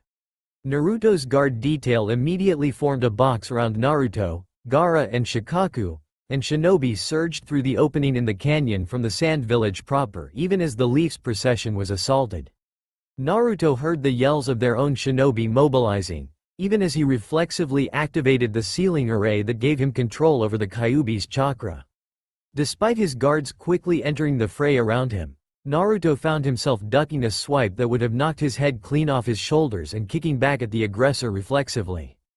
"Gaara? You're pathetic," the redhead scoffed, sliding back from the force of the blonde's kick. He held his now aching stomach gingerly and threw away the cat mask. "And you're an utter imbecile for even considering that I would join you." "Those are fighting words," Naruto growled. He pushed forward and tackled the redhead, which ended with him running headfirst into a wall of sand, bursting through haphazardly and sending the two tumbling. In doing so, Naruto had left the relative safety of his guard detail, but was able to chance a glance to his shinobi as they came surging down from their encampment. "The sand is dead," Naruto said. "There's nothing they can do now. Come on Gaara, just join us or sit this one out. There's nothing to gain by fighting me. I beat you once and I'll beat you twice." Gaara shook his head with a dry smirk. "The sand is my domain, and it was your mistake to bring me here." Naruto paused. That was actually a good point. "What's the sand gonna do?" he said. "Get in my eyes." He wasn't very good at trash talking, but Gaara really didn't care. The redhead formed a ram seal, muttered something about sleep, and fell down. Naruto said, pausing. Had he just given up? Resolute and despite the desperate combat going on around the blonde, he moved to poke him. Before he could get very close, however, the sand moved. All of it. All of the sand. All of the sand, as far as the eye could see, smack in the middle of a desert. Shit. The shifting of the masses of sand emulated an explosive earthquake. Everyone stumbled as the sand beneath their feet erupted, and those that were more proactive seized the opportunity to take advantage in the sandy haze it granted. Fuck, Naruto yelped as he was shoved to the side, barely avoiding being skewered by an abrupt sand construct. He could scarcely see through the sudden sandstorm, but it seemed like another body had taken his place. He gulped. Seriously, not the time to think about that. Fuck, this was his fault. He was clearly gullible and naive. He foolishly believed Gaara was fucking stupid and insane enough to just go along with him willy-nilly and help against his own fucking village. Now, not only was he paying for it, but everyone was paying for it. Everyone except the sand, Naruto thought distastefully, watching helplessly as another member of his guard detail was slaughtered in their effort to allow Shikaku escape. It was enough, but only the superior reflexes granted to him by the Kyuubi's power allowed Naruto to anticipate and avoid the sharp and invisible blades of wind assaulting his position. This is fucked up, he said. He couldn't see Gaara anymore, and with the sandstorm, Naruto barely rolled under the huge sand arm seeking to grab hold of him. What the hell was he supposed to? Breathe. All I gotta do, Naruto muttered, is punch it. However, ironically, it was difficult to see sand, and ergo find the Ichibi, in a sandstorm. Naruto almost slipped as he backed away from another swipe. It was getting really hard to keep his footing when everything was one color. He ducked under a third swipe, gritting his teeth. The fact he wasn't immediately caught was due entirely to his instinct. There, Naruto surged forwards, shoulder leading the way, and collided with the massive solid form of the Ichibi. The tanuki roared in surprise as it was flung back, but it managed to catch itself on its feet completely unharmed. If he focused, Naruto could see the Ichibi only by the lines of blue decorating its form. "Kyuubi, how does it feel?" the Ichibi roared. Its voice was no longer as rash as it was previously. It was more calm, still loud, and grated on his nerves significantly more. "How does it feel, knowing your end is so close?"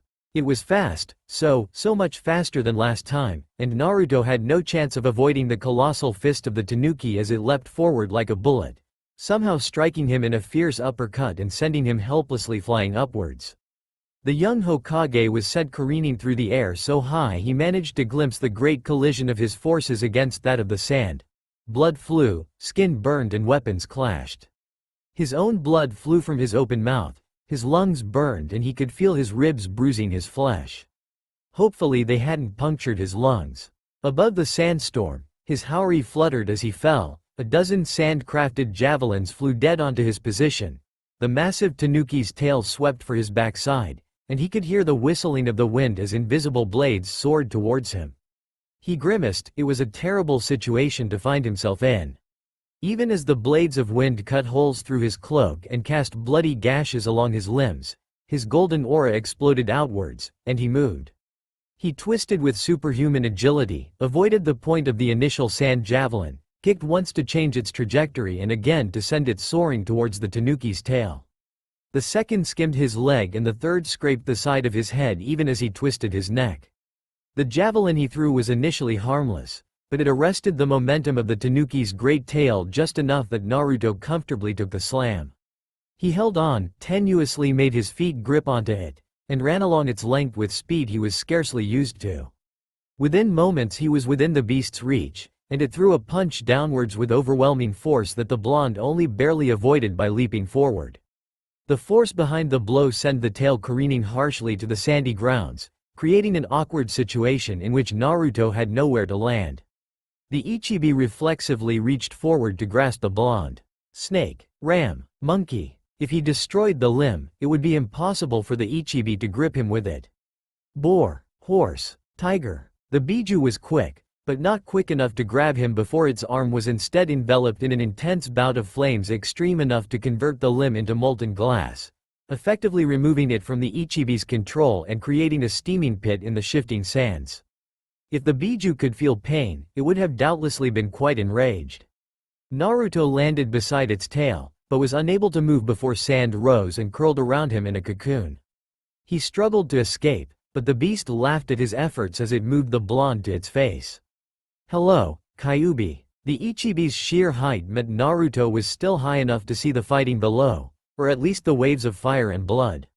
The air was invisible and water was scarce in the desert. Hey! It tilted its colossal head and opened its maw. Enjoy your last. Naruto watched, as if in slow motion, as a hulking ball of blue chakra emerged from beneath. In the sandstorm below, it flew, attached to a man he'd never considered as anything more than a pervert, for the head of the tanuki. The Biju followed his glance, it saw the attack, but too little too late. It squeezed, hard, and Naruto felt several ribs pop and snap, even as he watched with a bated, choking breath as the absurd collection of chakra collided with and completely devastated the head and most of the torso of the Ichibi, cutting off its sentence and crushing his control. As the old man fell and Naruto was released from the grip of the sand, the roar of the sandstorm slowly died down and Jiraiya yelled. Brat, you had to get rid of the kid, I'm really fucking busy down here. Naruto didn't bother responding, for the sandstorm suddenly surged anew and his voice would never carry. You have no control here, Kyuubi. The voice was disembodied, Naruto didn't even know where it actually came from. But Gaara himself was visible. Jiraiya's gift, besides saving his life, apparently, destroyed the redhead's casing. He had to kill him. There was no other way, the sand was being rallied and quickly recovering the Ichibi's form and he only had this one chance. He had a pouch, this was war. He had weapons. Weapons for killing. Naruto gulped, but pushed forward as he ran a hand into the equipment pouch strapped to his waist, and pulled out a kunai. Kunai had taken thousands of lives, this was just one more. Naruto was only adding to the kill count. The Ichibi tried to stop him, but the sand was temporarily weakened and Naruto, even spitting blood and keeping an arm wrapped weakly around his stomach, had no problem dancing around its sluggish strikes. Gaara himself offered no resistance and Naruto gripped him by the hair and sliced right through the boy's neck. Blood. It spurted out of the wound like a tap and Naruto threw the kunai away with disgust, wiped his hands off on his legs. Navy was a brilliant color for this purpose, and leapt off from the crippled and dripping remains of the sand tanuki. It was quite a fall, but the sand was reasonably soft, and with the crunch of his falling sandals against the sand, he finally noticed the lull in the fighting. The sandstorm had dissipated with the disappearance of the Ichibi. The combatants had backed away at the sight of the corpse of the son of their past cage, at the bloodied Kunai by his feet and at the bloodied and injured Hokage. Limping, aura diminished, with a trail of blood dripping down his chin and wearing a white, blood-stained and sliced to pieces haori. The corpse of the Ichibi collapsed into the sand and the sand themselves dispersed back into their village.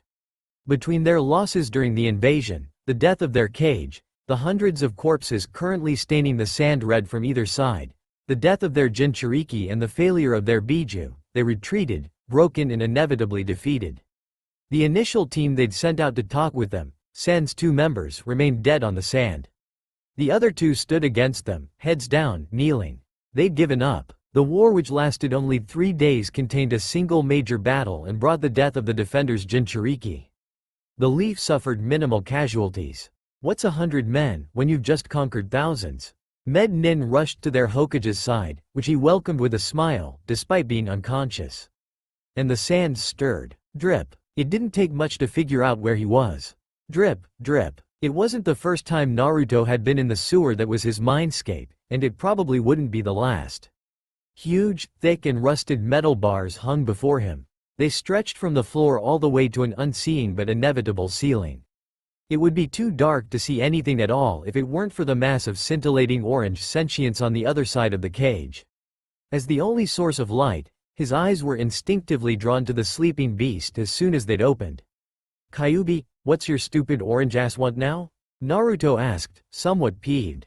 The seal made for a dreary place, and just being present swiftly gave him a migraine. According to Jiraiya, it had something to do with the intensity of the ceiling array, but he couldn't confess to understanding or even remembering the details. If he had to describe it, it would be like a thin screen of static existed behind his eyes and between each and every thought. It was easy to let it aggravate him. Growing up, the fox had been terrifying. The sheer size of it, the emotions the mere presence of the Biju's chakra provoked, those disgustingly fierce and intelligent red eyes. It used to seriously raise his shackles, and he'd absolutely despised it. Even now, years later, after pushing past the nuances of the beast's power and having trained in its use, being in this mindscape made him uncomfortable and the migraine would never help matters. He crossed his arms and waited as the fox, several hundred times his size, stretched. It was never quite ready to receive him, but yet, it was usually what called him here. He didn't have a choice in the matter, and the few times he visited for his own reasons he hadn't bothered waking it up. The beast yawned, and Naruto strained to leave his ears uncovered. It was a ghastly sound, one that his instincts yelled at him to flee from, but showcasing weakness to the fox always ended in humiliation. It was just a yawn, and the fox couldn't hurt him. Relax. It was literally more harmless than his pillowcases. Finally, the fox sat on its haunches and focused its vivid red gaze down to the blonde. He gulped inaudibly, and the orange mass grinned. "You're a fool." The voice came snarled, harsh and loud, fitting for a bellow from a great beast. Its voice fit the fox well, and while it seemed like it would be terrifying, with hearing it, came an odd sense of fulfillment. It just sounded exactly like you'd think it would, and that was oddly satisfying. Naruto rolled his eyes. The fox was rarely forthcoming, but he had practice with it by now. "You have no idea what you've done, do you?" He exhaled. "Are you referring to the war?" Being general was typically the easiest way to draw out an answer. The fox couldn't necessarily keep him here, and he was kind of sleeping anyway, but it would call him back if it wasn't satisfied with teasing him. Was it right to call it teasing? Probably not, but it wasn't wrong either. "No, your human death parties don't concern me in the slightest." "Death parties?" Naruto muttered. It was apt in its own way. "I don't know what you want then." The last couple days were nothing but traveling, and nothing interesting, especially to the fox, would have happened. The day before that was his inauguration. The day before that was the invasion, where he fought summons, and the Ichibi. Right, he'd killed it just now, hadn't he? His memory regarding it was a bit foggy because his mind was recuperating, most of his body was sleeping. It was a common side effect of delving into his seal, but it thankfully didn't extend inversely. "Then you called me here because I killed the Ichibi?" If he didn't know better, he'd think the fox laughed. It cocked its head. "Do you truly believe you killed a tailed beast?" Naruto frowned but gave pause to merely dismissing the words. He knew that if he died, the Kyuubi would die too. It was a spectacularly prominent facet of his seal. It was likely why the fox had put up as little fuss as he did with him taking its power. That was not to say that it eagerly gave it up, and it did in fact fight vehemently, but if the fox absolutely tried its hardest to refrain from giving him power, then he'd have a mere fraction of what he did have available. Then, given the fox's words, which he had to give a sprinkling of salt, was Gaara's seal not designed with the same intentions? It wasn't something he'd considered in the moment, and judging by Jiraiya's actions he hadn't either, and the man was a seal master. Had he killed another Jinchuriki for nothing? Coming to terms with the possibility, Naruto visibly paled. What are you saying? The fox lowered its awfully human-esque forelegs and rested its head on them, for the sole benefit of being closer to eye level with its container. I would enjoy the death you've brought upon yourself, but you're taking me with you. That is unacceptable. The red eyes narrowed against his blue, and the blonde gave pause. He wanted to rebuke but hesitated to respond. The tone was resolute and as serious as he had ever heard it from the fox, whose voice would usually hold a snarky or sarcastic undertone that simply wasn't present. If the fox were to be believed, and the Ichibi was still alive, that was a full-blown Biju, a being that, without a container, held unlimited power. The Biju of old, before they were sealed, were likened to that of a natural disaster capable of leveling cities in moments. The Fourth Hokage's battle against the Kyuubi 12 years prior was the greatest victory humanity had against the beast since the times of the first Hokage, and before that, the great battle that brought an end to the Ten Tails era and created the moon. A common consensus drawn was that the Biju had killed more men, women, and children than all of the wars between clans combined. The power Gaara's facsimile of the Ichibi used against him in their battle was just that, the power of a copy. The true Ichibi would be something Naruto could never scratch, unless he were to someday ascend to godhood with the likes of the Rikudo Sennin or the first Hokage. Sealing was the only way, but nobody was prepared for that. There were always signs when a Biju were approaching. They were colossal in size and their presence was impossible to miss. It was possible to momentarily overcome them with well-prepared Fuinjutsu, but there were no other methods. There was a reason the Fourth Hokage's victory against the suddenly appearing Kyuubi was the stuff of legends. It was the reason many considered him to be the most powerful Kage of his time. What do you want from me? He had a vague idea of what it wanted, but he shivered at even the thought of offering it. The fox's ear twitched. Can you feel that, or are your senses too dull? I can't sense the outside while I'm in. Self-imposed ignorance, the Kyuubi muttered, it does not matter. The fox rose to its full height and Naruto was once again struck by the majesty of its size. We may die here. Your healers will certainly die here. What do you? Our chances of survival are slim. It is dependent on the whims of circumstance and human mentality, which I am disinclined to place my faith in. I hope you are aware I've resented you every step of the way, child. Naruto sighed and shook his head. He was more concerned for his death than he was about the fox's pettiness.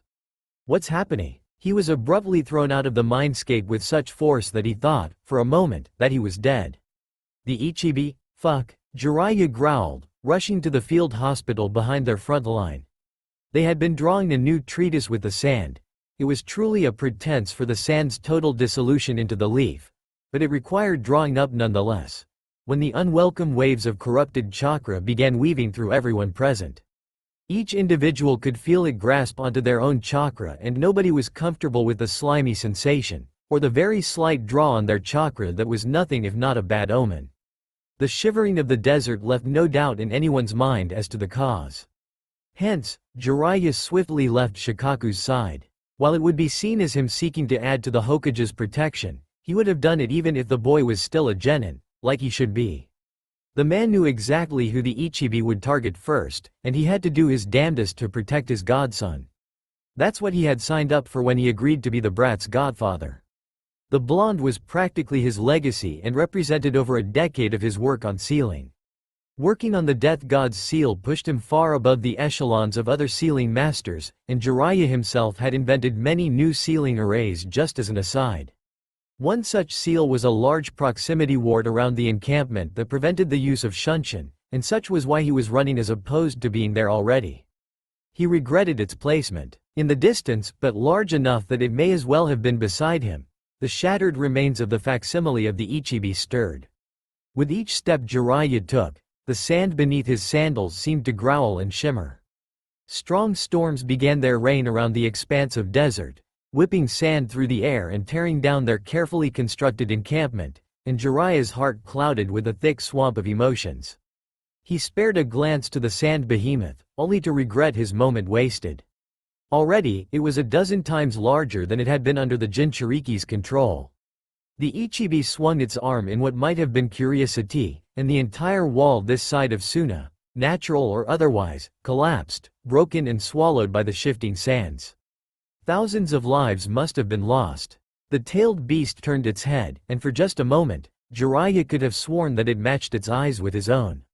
A smirk, if it may even be called that on such a monster, burst onto its face and he paled. Less than a step later, and Jiraiya burst into the tent of the temporary hospital. He quickly swept the large open room with his gaze and found himself regretting that everyone here would probably die. He couldn't see it, but even those barely conscious would sense the unholy concentration of chakra outside. The Ichibi was assuredly preparing a Bijudama with the ultimate goal of annihilating the Kyuubi, and Jiraiya rushed to Naruto's side, mind racing, even as his body screamed at him to flee. There could be no escape from the personification of the desert, not while they were all stuck in the middle of it. A Jinchuriki was something they could deal with, and bringing the sand to Nuki's container wasn't something Jiraiya made a fuss over. It was a decision made in an ignorance that could have been overcome if he'd just looked at its seal. Instinctively, he knew he had only seconds. At least, his godson looked to be recovered from his fight with the previous incarnation of the Ichibi. Jiraiya had to refrain from summoning a toad as a meat shield, or to transport them to Mount Myoboku. There wasn't even close to enough time for the latter, and he knew enough that any toad foolhardy enough to help with the former would just be one more to the death count. Ancient sites of battle against the Biju showed that their Bijudama could create craters the size of Sanagakure itself. It was said that the higher a Biju's tail, the more powerful they are. But with even half that distance there was just no way he could get away from that without Shunshin. If only he had learned the Hiraishin. There was only one thing he could do really, something anyone could do, and if it didn't work, well, it was better than living and knowing he did nothing. Ignoring the slight protests of the Hokage's medical officer, Jiraiya swept the blonde into his arms and dived to the ground. If anyone could survive the full brunt of a tailed beast's most destructive power, then it was Naruto. And Uzumaki with the gift of the Kyuubi's innate healing and his father's hardy constitution. Even so, Jiraiya hardened his hair, and struck with an epiphany, quickly removed his summons contract and held it between the two. He was vaguely aware of others diving to the ground around him, and at least two that moved to cover him, when in an instant everything unraveled. His gaze was horrendously blurry, but where he had expected perhaps a doctor or even just the roof of a tent, he only saw red. Naruto shivered. His sense of touch was okay. His hands grasped something familiar enough. It felt like an inordinately large scroll, and he could feel quite the weight on top of him. He realized his eyes had been stuck shut, and he pushed forward to give himself space, or he tried to. He couldn't move his right arm. Don't panic. He quickly used his left to wipe his eyes, though he had to push something light out of the way and ignored what he knew to be on his hands as he was finally able to see what was holding him down. He promptly turned his head and threw up, and he noticed immediately that much more blood than food left his stomach. Panicking, the blonde pushed the weights aside and kicked out from beneath them. He finally realized a horrific pain in his legs, and released a squeal of pain. But he was free to look around. He was in the middle of a crater, surrounded by illegible bodies. Jiraiya is dead. His only family apparently died while he was wasting time talking with the Kyuubi. He couldn't even begin to identify any of the other corpses, but the white mane of hair, and the unique Hite-8 the man wore proved enough. He couldn't see anyone, but that had to be because he was below ground level. It had to be. Even so, he could spy the ridiculously large form of the Ichibi over the precipice of the destruction. It wasn't looking in his direction, but if he had to guess, it was probably about to destroy Sanagakure. Naruto shivered and spat out a thick and disgusting glob of blood and saliva.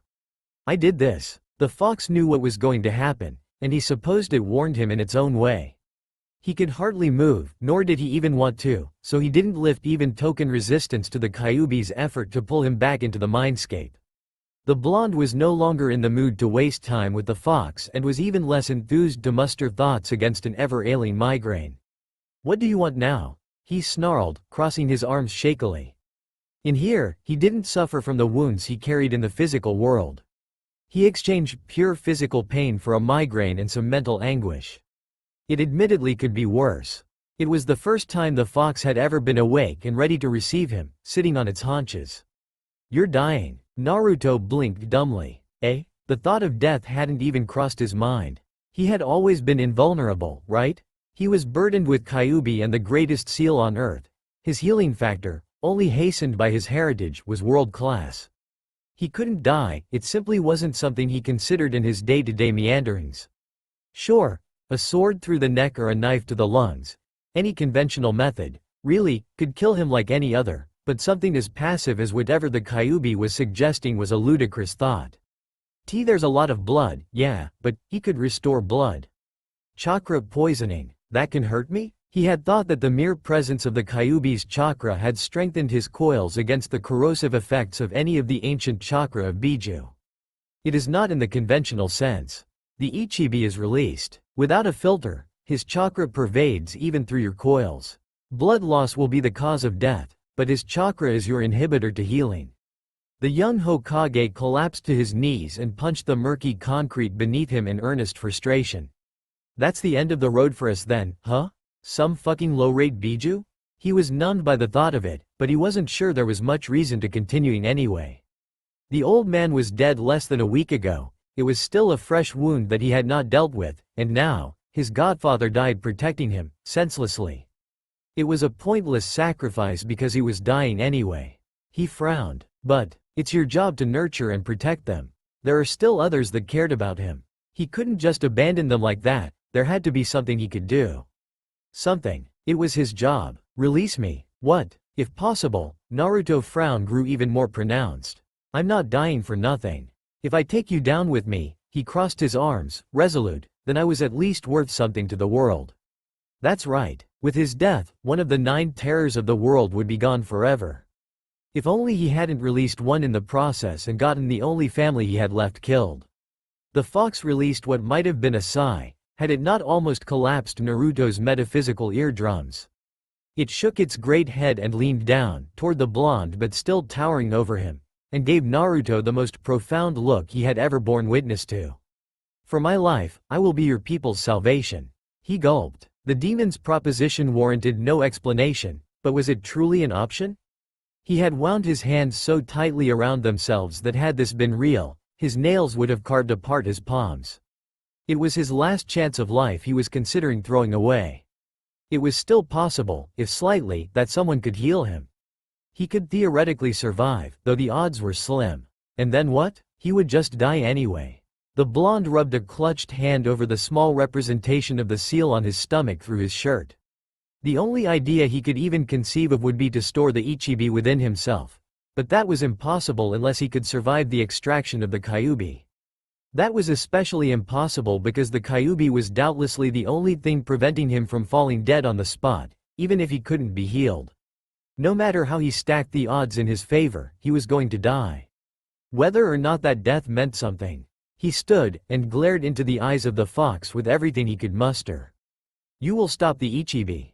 The great head, many times his size, nodded its confirmation without duress. You will not bring harm to the leaf. The fox seemed pleased. In return, you grant me my life and freedom. And to this end, the blonde muttered, shaking his head as he stepped towards the seal, I guess I'm dead, huh?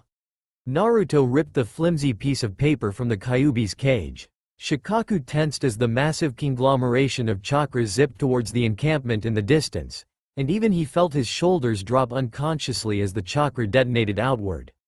The only saving grace is that most of their shinobi remained unscathed, but he knew where the tailed beast had aimed and he felt even now the hopelessness of the situation churning deep within his gut. With another dead Hokage, and without their seal master, there was significantly less they could do to a fully formed and unsealed Biju. At someone's insistence, he dispatched a pair of Anbu to the targeted locale. Small twisters of sand lay to the wayside, but they weren't particularly dangerous or bothersome. Have the Nara ready to intercept, he ordered. Baki, He turned to the turban-wearing Sand Council member. The man was the closest the sand had to a cage at the moment, and Shikaku supposed he amounted to the same. While he would like to be hesitant with any dealings with the sand with their understandably tense relationship, they didn't have the opportunity for anything but cooperation, and he knew Baki understood that. "Where's your seal master?" The man turned to what remained of the village wall, and Shikaku spied in the distance a pair of elderly making their way to them within a small guard force. Shio is the one that sealed the Ichibi into Gaara, but it was a contained sealing between vessels. In other words, she may not have the skill or power to seal the Ichibi as it is. The Nara sighed, rubbing his forehead into his palm. They didn't even have a suitable vessel. It was a godsend that it was a Biju of the Ichibi's level of chakra, which could be sealed more freely than the Kyuubi, but it was then a terrible situation strategically to be fighting it in the desert. He watched dispassionately as it turned its maw to face their main forces, with what could only be a greatly satisfied smile. "Puny little humans, are you proud? How do you feel that it was your vaunted Hokage that released me?" Its words alone were mundane, but the tone and power behind them threw minds into disarray. Biju are not feared solely for their power, but as well due to the sliver of the previous primordial deity's conscience behind them. Had they been mindless beasts, they could be tricked. As it was, Shikaku doubted the entire Yamanaka clan's ability to hold its mind hostage, but they had to make do with a small portion of them and hope for the best. All they could hope to do against a Biju is contain it until it is sealed. Any physical damage inflicted is superficial and ultimately meaningless. When it moved to attack, the Nara among the warband would engage. Simultaneously, the Yamanaka they had with them would try to possess the beast. Again, as it was a primordial consciousness, they had little but enough chance of doing anything sustainable. Then, others would attack with any elemental skills they are proficient in. The damage would be superficial, but as long as the possibility existed, however remote, that it may be enough to distract the Tanuki at the most crucial moment, then it was worth doing. While the Ichibi seemed ready to engage in one moment, it frowned and looked away from them the next. And then, the hair on the back of his neck stood on end. Another dangerous burst of chakra had been released to the world. It had everyone clutching their fists and weapons tersely. While they had been willing to fight the Ichibi, whatever was coming invoked memories of a time that all of Konoha would rather forget. Even the Ichibi seemed aghast. "The child survived?" Shikaku gasped. The seal of the Shinigami was omnipotent, and he knew it was designed with killing the fox when the container died as a vital feature. It was Minato's final gift to the world. Because of the man's sacrifice, the beast would never be released to the world again. It would die, having lived its final days within his son. But this was assuredly the chakra of the Kyuubi, the monster that ended the lives of thousands of Konoha's citizens and invoked dreaded memories none would care to recall in the rest. He didn't understand. "Naruto released the Kyuubi," he said, even if he didn't believe the words himself. "That blonde kid? The one that began all of this because the man he considered a grandfather had died?" His methods were questionable, but he seemed to have had morals. He may still be alive, then. Shikaku had written him off as dead because he had thought surviving the Bijudama, especially when the kid was injured, was impossible. That he had then been able to unseal the Kyuubi, the fact he even wanted to at all, was unfathomable. The situation only grew worse as a steaming pillar of corrosive red chakra rose from the blast site, searing into the heavens and dyeing the sky a hot pink. Shikaku fell to his knees and was vaguely aware of others doing so in his peripherals. This was the end for them all. The massive levels of chakra permeating the sky drew down and coalesced around the blazing pillar. The sky remained dyed, but the Kyuubi found shape and form. It even dwarfed the figure of the Ichibi, like that of a parent to a toddler. 9 tails grew from its backside, and with a testing wave of one, the desert behind the demon erupted into a great blaze that soared to the heights of the clouds. It's about time. The next time he opened his eyes, there was no pain at all. No headache, no migraine. While something felt off, not even his legs hurt, his clothing was unmarked and his skin unblemished. It seemed cold, and away a short distance the blonde could see both a campfire and vaguely a man seated beside it. Nothing else, and there was a distinct lack of light in any other direction. With a purpose, to figure out where he was, he strode forward. Eerily, the sound of his footsteps echoing off the smooth floor, white, if the light in the distance was to be trusted. was the only thing he could hear besides the slight crackles of the flames. The man stood as he approached, and the boy noted he seemed familiar, but couldn't quite place the resemblance. In fact, he couldn't remember much of anything. What was he doing, again? The boy paused, looked down and noticed the shifting of the fancy white cloak draped around his shoulders. It was evidently well made and of a good material, but despite its familiarity, he couldn't remember its purpose or where it came from. He frowned and, searing with an increasing amount of questions, pushed into the square of benches surrounding the campfire. "Who are you?" he asked, seating himself opposite of the fire and rubbing his arms. Warmth seeped into his body and he realized only then how truly cold he had been, as if the fire was the only source of heat in existence. That seemed wrong, but he couldn't say why. The man opposite him frowned and sat back down, crossing his arms. In a word, he seemed disappointed. "You're already passing on, huh?" It was said quietly enough that it would be remiss for the boy to assume it was meant for him, but he would respond nonetheless. Testing his tongue, noting an increasingly common sense of familiarity, he spoke. "What do you mean, passing on?" The man tilted his head, and the boy had the thought that something in the man's eyes suggested he was no longer interested in speaking. "Your soul is being prepared for recycling," the man said blandly. "I had thought, well, never mind." Sourly, the man stood and turned to leave. The boy immediately leapt to attention. "No, wait." The man paused and gave the boy a searching look. "What do you want?" A gleam of curiosity, how the boy knew it, he didn't know, appeared in the man's gaze. The boy gulped. What did he want? He knew, somehow, that he didn't want the man to leave. He didn't know why. "I don't want you to leave." He sounded conflicted even to himself, and it rubbed him the wrong way. Slowly, the man backed up to his seat and slouched back down, the boy appreciatively doing the same. The man then remained silent, so it fell to the boy to speak again. "Who are you?" he asked, repeating his initial question. The man bowed his head slightly, measuring the boy against something unknown to him. "I am Minato Namikaze." The man frowned at the lack of immediate response. "I'm a spirit vassal." The name tickled something in the boy's gut, but he now had something to go off. "Why are you here?" Minato leaned forward, placed his forearms on his knees and looked longingly into the boy's eyes. "Personal reasons." "Oh, what do you remember?" The boy blinked. It was the second question the man had asked him, but it seemed much more loaded. Then, what did he remember? He frowned in concentration, and as the moment waned and the stranger's curiosity began to ebb, something came to him. When he tried really hard, he could remember one thing. A specific thing that must have spent more time in his thoughts than any other. The boy looked up victoriously. "Ramen." The man fell off his perch and hit his head on the ground, made an odd squeak that sounded vaguely like swearing, and returned to his spot the next moment. He coughed into his hand and looked at the kid oddly. "You remember ramen?" "Yes. The noodles, ramen?" he reiterated. "Uh-huh." The most bizarre part of it all to Minato was easily the proudness the boy displayed at remembering his, probably, favorite food. But then, that just made the circumstances more inordinary. "It's irregular for a soul passing to retain any memory," he said. It would then make sense to think that the boy was suffering a temporary death, but there was too much damage for that and too much time had passed.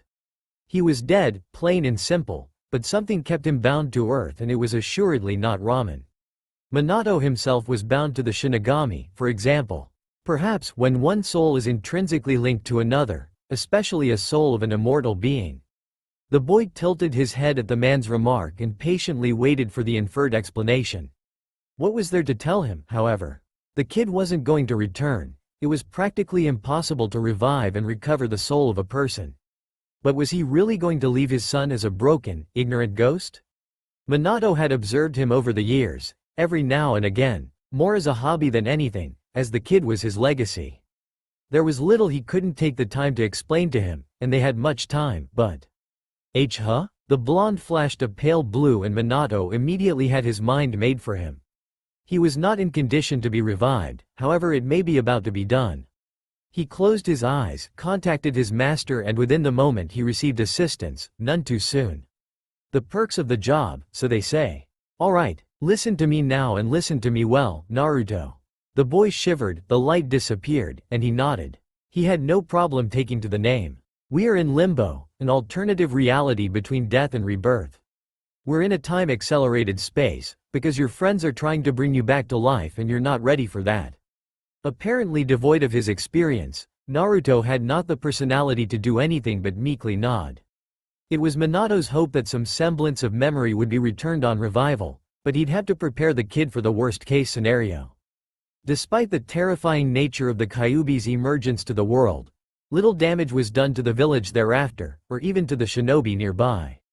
In fact, while they were lacking in explanation, the retreating forces of shinobi seemed to be receiving aid from the fox. There was no other way to fathom the Kyuubi's actions, as the fox immediately moved to push the other Biju away from the village with the expulsion of vast swaths of horrifyingly powerful chakra and engaged it in the distance. While they understood what it was doing, they didn't understand why. As such, retreat remained the only reasonable action, and in a dramatic twist of events the Leaf Shinobi were assisting in the swift extraction of the citizens of the sand. Even then, one must be sealed, Baku mused, watching the distant beasts collide. The small group including himself and Shikaku sat on a high dune located on the opposite end of the village, shinobi and civilians alike running amok beneath them. The visage of the Kyuubi was so large and its power so palpable that it was doubtless any and all within Suna lay eyes to its swishing tails at least once in the last minute. Not one shinobi was excited about their prospects of surviving this disaster. It was a testament to the strength of the Tanuki's specialty that it wasn't simply swept aside by its much more powerful sibling. Shikaku nodded solemnly, casting a glance to the corpse of the Hokage beside him, nude and seal expanded. Swiftly following recovery of the body, alongside that of the toad summons, they set the Sand Seal Master, Chiyo, to studying his seal. If anything could be gleaned from Jiraiya's work, it was something that would immediately be useful. It was simple to determine the blonde's cause of death, his legs mangled and so saturated with the Ichibi's chakra that even with prompt and skilled aid he would have died quickly of blood loss without an unreasonable amount of blood transfusions. Thankfully, the seal wasn't meaningfully damaged. It must have been in its shrunken form when he was attacked. The three and those around them, entailing several other important figures and administrators organizing the retreat, stumbled as the earth shook and the sand threw the group blind for just a moment.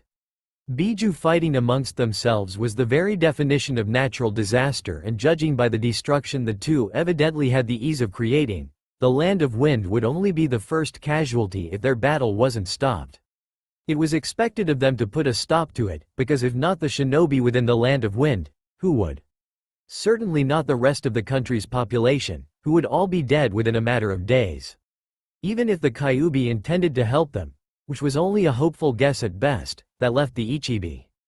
The old woman seated beside the standing Nara drew his gaze as she clenched her fists and shook her head. He gave her the questioning raise of an eyebrow. "The seal is a masterpiece," she said shortly, her tone distasteful. "But I can't replicate it," Chiyo snorted, "and nobody else can, unless they're capable of summoning the Shinigami." It was expected, but it still left a sour taste in his mouth. The last man to know the jutsu died moments ago, and the two before him died using it, Shikaku said, eliminating the option and crossing his arms. He ignored the gleam that entered the elderly woman's eyes. There wasn't a lot they could do. While the Kyuubi's apparent helpfulness was an extremely welcome surprise, its existence here clearly created a problem much bigger than the Ichibi on its own. The solution remained the same, however, to seal the Tanuki. If they had to seal the fox afterwards, so be it, but that was an issue for later. Jiraiya would have had trouble, but doubtlessly would have had the skill to do something. Unfortunately, just to add a heaping of salt to the entire clusterfuck of a situation, he was found quite dead. Next best was Chiyo, but she herself admitted to a lack of capability. It wasn't like they were the only specialists either village had, but they were the only ones skilled enough for a matter like this. Or, Shikaku corrected, Jiraiya was the only one with such skill. That man's death was now worse for them than the Hokage's was. Chiyo, Baki called meaningfully, turned to gaze into the elderly woman's eyes. It might be the only option. He said it with an edge of softness the Nara was unaccustomed to from the man. The woman's face squashed in derision but said nothing as Shikaku drifted between the two. Option? The two's eyes briefly met, and Chiyo turned away with a huff of disgust.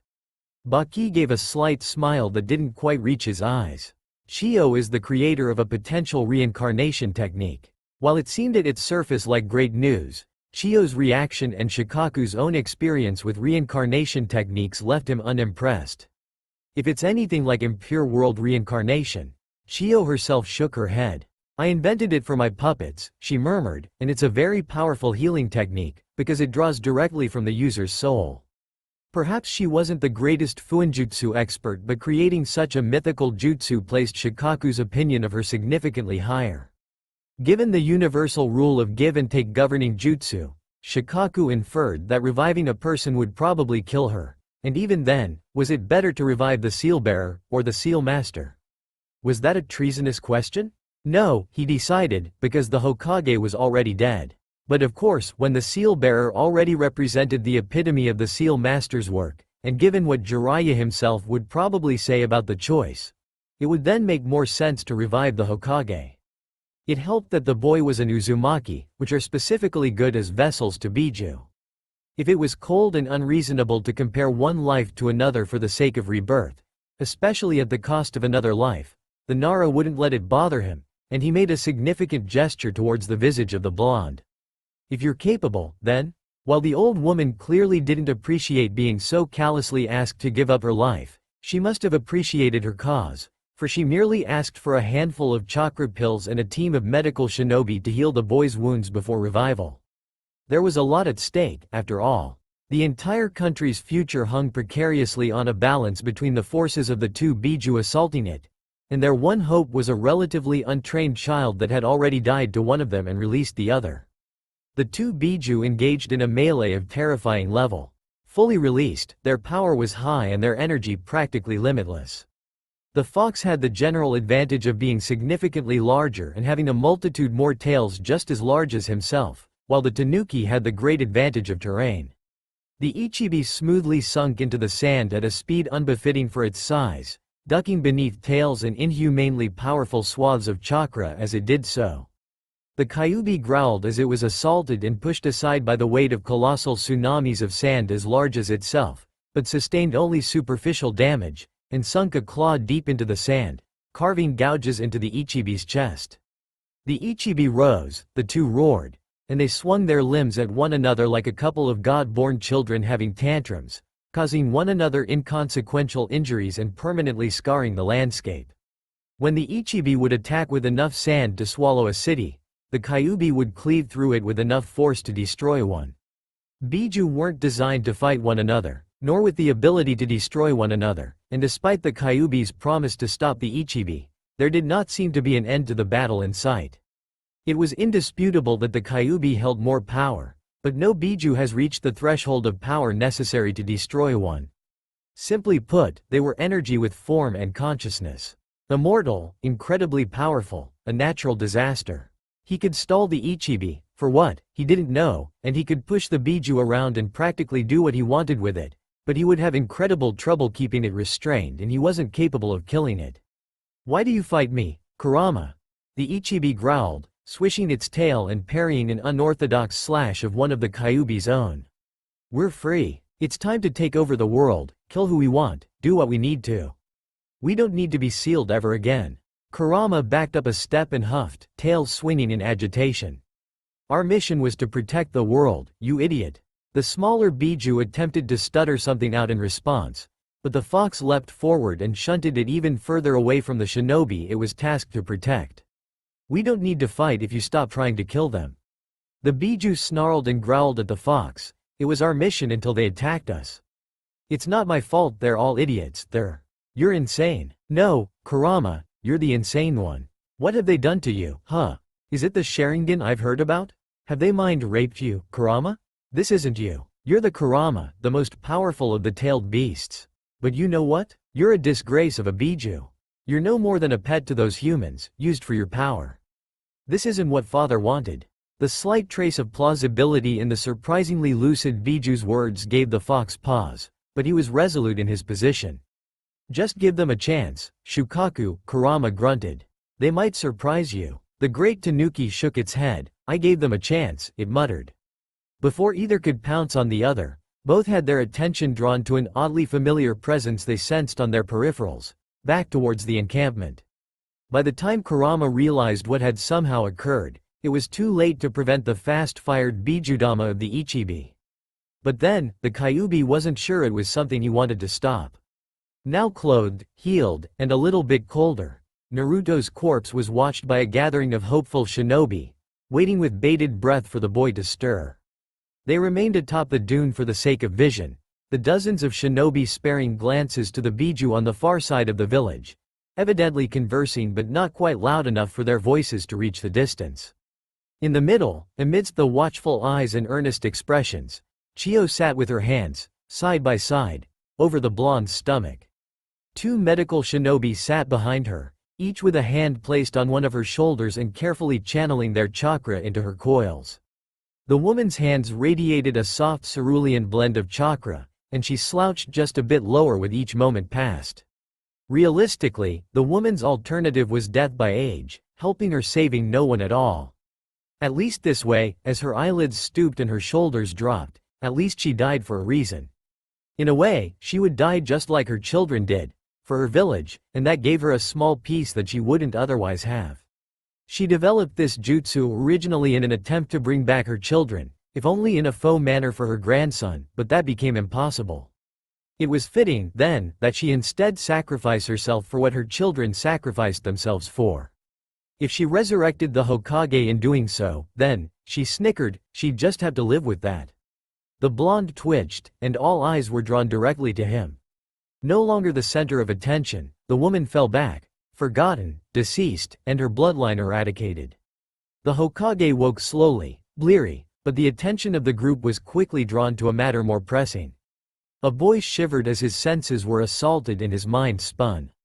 He ached everywhere, his thoughts were sloppy, and he had a great difficulty moving his eyelids, which was his first instinct.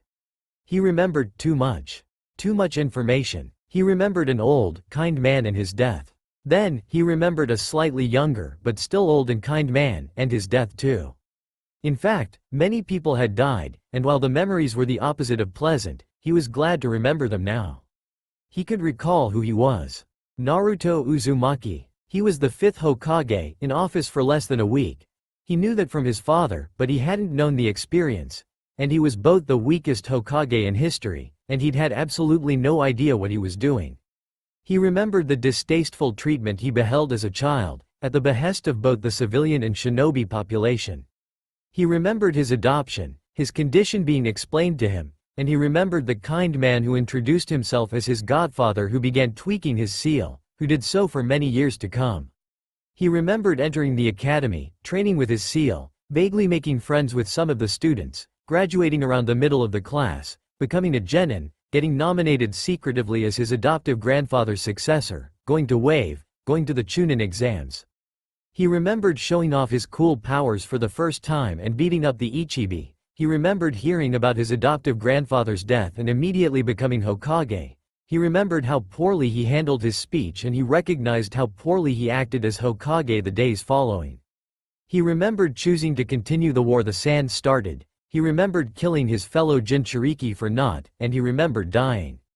Most of all, he remembered what happened after he died. He was never a skilled fighter, and never a trained diplomat.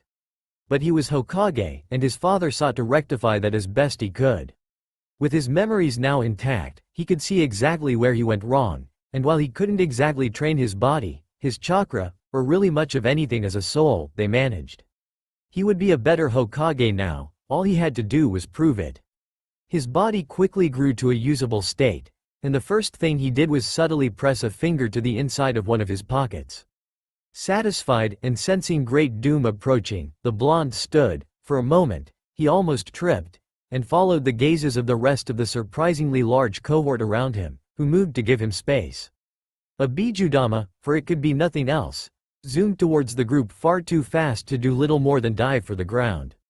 Still, most of the shinobi ran for cover. Naruto didn't feel like dying a second time. Get out of the way. He pushed someone failing to scatter aside and stole the pouch right off their hip. Quickly, he took 2 kunai, momentarily focused on the pair, and under the gazes of close to 100 shinobi, leaned into a throw away from both the village and the evacuation, then twisted and threw the other kunai towards the intensive, heavily concentrated ball of godlike chakra that was now within the single digits of meters away. In the moments before the deaths of those ducked to the ground, they would look back and reimagine the explosion of yellow chakra that misplaced the single most destructive power known to mankind, just to reaffirm that they did the right thing by following the fifth Hokage. The very instant that their lives were meant to be quashed, the explosion that would have wiped them out inconsequentially destroyed some of the grainy, earthen landscape instead. Was it that hard to get out of the way? The blonde grumbled. He shook his lightly burned throwing hand and left, away from the gathered shinobi and toward the Biju, who seemed to be re-engaging into combat. Shikaku sped forward, a million questions on mind but only able to ask one first. "What are you doing, Hokage-sama?" He paused and turned around, willing to answer the man who he now realized was the only thing keeping his reign smooth at all. "I'm going to go seal the Ichibi, you can all." "No, scratch that." He coughed into his fist and raised his voice, "Wait here, all of you. But get that capitulation contract marked up if you can." He turned back towards the infinitely larger than he monsters and walked forward at a comfortable pace, waving a hand over his shoulder. Ya nay. Whether it was the fact their Hokage was so willing to accept his revival, not a question or even an odd look, or that he was so confidently striding toward the Biju, whose fight would cause so much collateral damage that being near them was a death sentence of itself, none were willing to stop him, or decline his order. He had, after all, just displayed an advanced variation of the Hirishin technique, the signature jutsu of the fourth Hokage, which was once used to kill 1,000 men in a matter of seconds. The hand wasn't healing. The blonde spat obscenities beneath his breath as he trudged through the increasingly flimsy sand. The Bijudama had been close enough when he threw the second kunai that his hand took a dose of chakra poisoning, which effectively burned away the outer layer of skin and left the hand a bright steaming red. It was something that probably would have healed already if he still had the Kyuubi, but he was left to rely on natural regeneration for the moment. If it wasn't his throwing hand, it wouldn't even be an issue. As it is, another millisecond of exposure might have made his next challenge untenable. To be fair, it was probably already impossible. Two Biju fought, within one of the Biju's natural territory. He had to put a stop to the fighting, and that meant he had to seal one. He absolutely had to. They would destroy the sand village, and later the country, before he even had a chance to conquer it. That wouldn't do, and he was the only person around that had any chance of all at fixing the issue. Pressure, he supposed, that he would just have to live with. The sand a mere few steps ahead exploded, stealing his vision and sending him careening back. Naruto barely held onto his footing. It was just a stray hit. What it was or who it came from he just didn't know. If he wasn't worried about the Ichibi throwing another blast at him, he would have gone through the village and traveled across the rooftops. In retrospect, it would have been safer having sight and maybe he should have just done it anyway. "He's coming for you, Kurama," the Ichibi yelled, its voice far but loud enough to easily carry the distance. "Are you just going to let him seal you again?" The blonde pushed forward at a greater pace. "I made a deal." The voice of the Kyuubi held the same volume as its counterpart, but the tone was deeper and less incensed. Even half the distance to the two as he was, Naruto could hear the growling of the tanuki. "The humans are the ones putting us against each other. Don't take me for an idiot, there's no way you can trust them." He bit his lip as he increased his pace further, barely keeping from slipping and falling across the sand dunes. If he had his way, he would be able to leave the fox alone. He wanted to believe the fox was noble enough to adhere to their deal, but that might be because he'd spent his life with it and it might have colored his perspective. Naruto had always been a bit too hopeful and, he knew now, naive. Biju were considered demons. He didn't know how much it would take to sway the fox against him, but if he were there right at this moment, he knew he could persuade it away. He didn't have the skill to capture a Biju if both of them wanted to kill him. Hell, he might very well fail against even one. As much as he learned in death with his father, there was only so much he could be taught, and the man only had so much time to help. Like many others that the Shinigami had laid claim to, he was cursed to an eternity of working for the god, and he'd apparently wasted as much time as he'd probably ever be allowed to. That wasn't to say he was helpless, but advice and fuinjutsu would only carry him so far. The next voice was easily identifiable as the Kyuubi. "You are his target, not me. Look to the future, you idiot. Who's next? What's going to happen when I'm not the problem, huh?" If the fox responded, Naruto didn't hear it. Are you just going to bow your head with your tails between your legs and let them seal you the next time they come for you?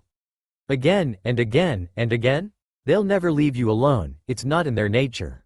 Humans revel in corruption, and our power breeds it. Kurama, this might be our last chance.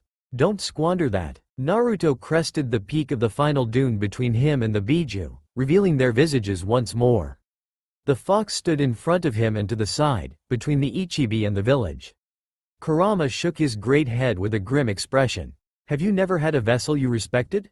I feel the same things you do, Shukaku, but we are not able to do what we want to. Get used to it and grow up. When it growled at the retort, the Ichibi happened to notice his arrival. Reflexively, Naruto appeared a meter to the left, barely avoiding being bisected by a large sand spike from below. The seal in his pocket burned against his thigh, and he quickly reapplied it. Without time and supplies, he was left with applying seals the same way a summoner did, by creating the one-use seals using temporary ink created purely from chakra. He was very lucky it was simple enough to do on his first try. Discreetly, he dropped a kunai and leapt forward, down the expanse of sand into the scarred arena below. The area around the Biju was made of rough, burned and compact sand, an effect of their weight and the corrosion of their chakra. Out of the immediate reach of either Biju, he pumped chakra into his vocal cords and cupped his mouth. You can leave, Kyuubi. While Naruto would like the help, it was in poor taste to ask for it. As long as the Kyuubi wasn't involved and Naruto didn't have to worry about its interference, sealing the Ichibi would be difficult, but fairly methodical. Teleport when he's in trouble and seal it inside the over-prepared seal when he inevitably makes contact. Simple in theory. And when you fail? Naruto grit his teeth but didn't rise to the provocation. I don't want to fight you, Kyuubi. If you don't hurt anyone from the leaf or the sand, you'll be safe here. I promise. I will not stick around, whether or not you die. That was fine with him. Kurama. The Ichibi yelled indignantly, but the Kyuubi had already leapt away at a speed befitting the size of its limbs. Even in the sand, the Ichibi would not be able to keep up with it. The Tanuki wore an expression of bitter betrayal, and Naruto himself wasn't sure whether or not to be worried that the Kyuubi headed towards the land of fire. He wasn't sure whether or not his army and the sand were still evacuating the village, but they must have seen the Kyuubi leave. Hopefully they didn't take it as a sign to come help him out, because he was only able to protect himself. The third time's the charm, the Ichibi muttered, shaking its head. A moment passed in silence. Then, the arena exploded into a storm, goaded by howling gales of humid wind. In his surprise, Naruto accidentally took a mouthful and flashed back onto the peak, coughing and spluttering sand. He dropped another kunai and tightened his grip on the next he took out. The massive figure of the Ichibi towered over the storms, but they were at least a dozen times taller than himself. It was a tactic that would have done absolutely nothing to the Kyuubi but was absolutely unfair against him. You're arrogant if you believe a human child could ever best a Biju. Well, he supposed he wasn't very arrogant then. Still, there was always a way, however low the odds. Before he had even a moment to contemplate the situation, he was diving under a volley of sand javelin. Barely avoiding a sand bullet that did hell to his back, he found himself in the shadow of the raccoon. It was way faster than he assumed it would be. He considered reaching forward and attempting to seal the Ichibi, but he quickly realized he would be crushed beneath the weight of its arm within the second. He flashed back to his initial perch. How am I fuck? Naruto reeled back, a sharp column of sand jutting from his thigh, and flashed around the seal in his pocket, dislodging it. While he still had his wits about him, he quickly reapplied the seal. Fuck, fuck, fuck. The Ichibi grinned devilishly, and he realized the Biju must have known where the kunai was and prepared to attack him in advance. He grit his teeth and tried his best to ignore the rush of blood. The fight had only just started, but he was already wounded. Thankfully, the Biju seemed set on enjoying its first hit, and the time it spent bellowing laughter was time he had to think. He had dropped one of his kunai beside the Ichibi before he flashed out of the way. He glanced down to the arena. The storm had apparently died down, perhaps because the Ichibi decided it didn't need it any longer, and it seemed as good a place as any to throw another one, so he did so. The area around the scarred and burnt sand seemed harsh enough that the Ichibi might have trouble pulling a second ambush. Still, the Ichibi held a simple counter to his ability to flee, and he shouldn't use it again unless he's willing to risk another wound. "This will be the second time I kill you. That makes it your own fault," the Ichibi sneered. "It's a shame I couldn't kill Kurama with you." Naruto took a short moment to remove his haori and wrap it tightly around the wound in his thigh, conscious and wary of the sand beneath and around him. He would have to keep on the move, as much as he could. He knew it was only the Biju's supreme confidence that kept him alive in this moment. "We don't have to fight, Ichibi." The demon cocked its head. "Oh, but I want to." As to prove its point, it cracked open its maw. Naruto tensed as it took only seconds to create a third Bijudama, noting in the corner of his eyes as sand swept over the kunai he threw into the scarred arena. He backed off, but he couldn't possibly move faster than the Bijudama, and he doubted Shunshin's viability with the Ichibi's total control over the flooring. He'd only just learned the Hiraishin, and it was quickly becoming his only clutch. It hardly mattered that his escape route was cut off. Whatever odds he had of dodging the blast were stripped to none when he lingered too long in one place and the sand beneath him curled around his feet. If only he was still able to use the Kyuubi's chakra, it wouldn't be a problem to break out of. If the beast was capable of speaking while using the ability, Naruto did not doubt he would be hearing taunting as the Ichibi fired forward.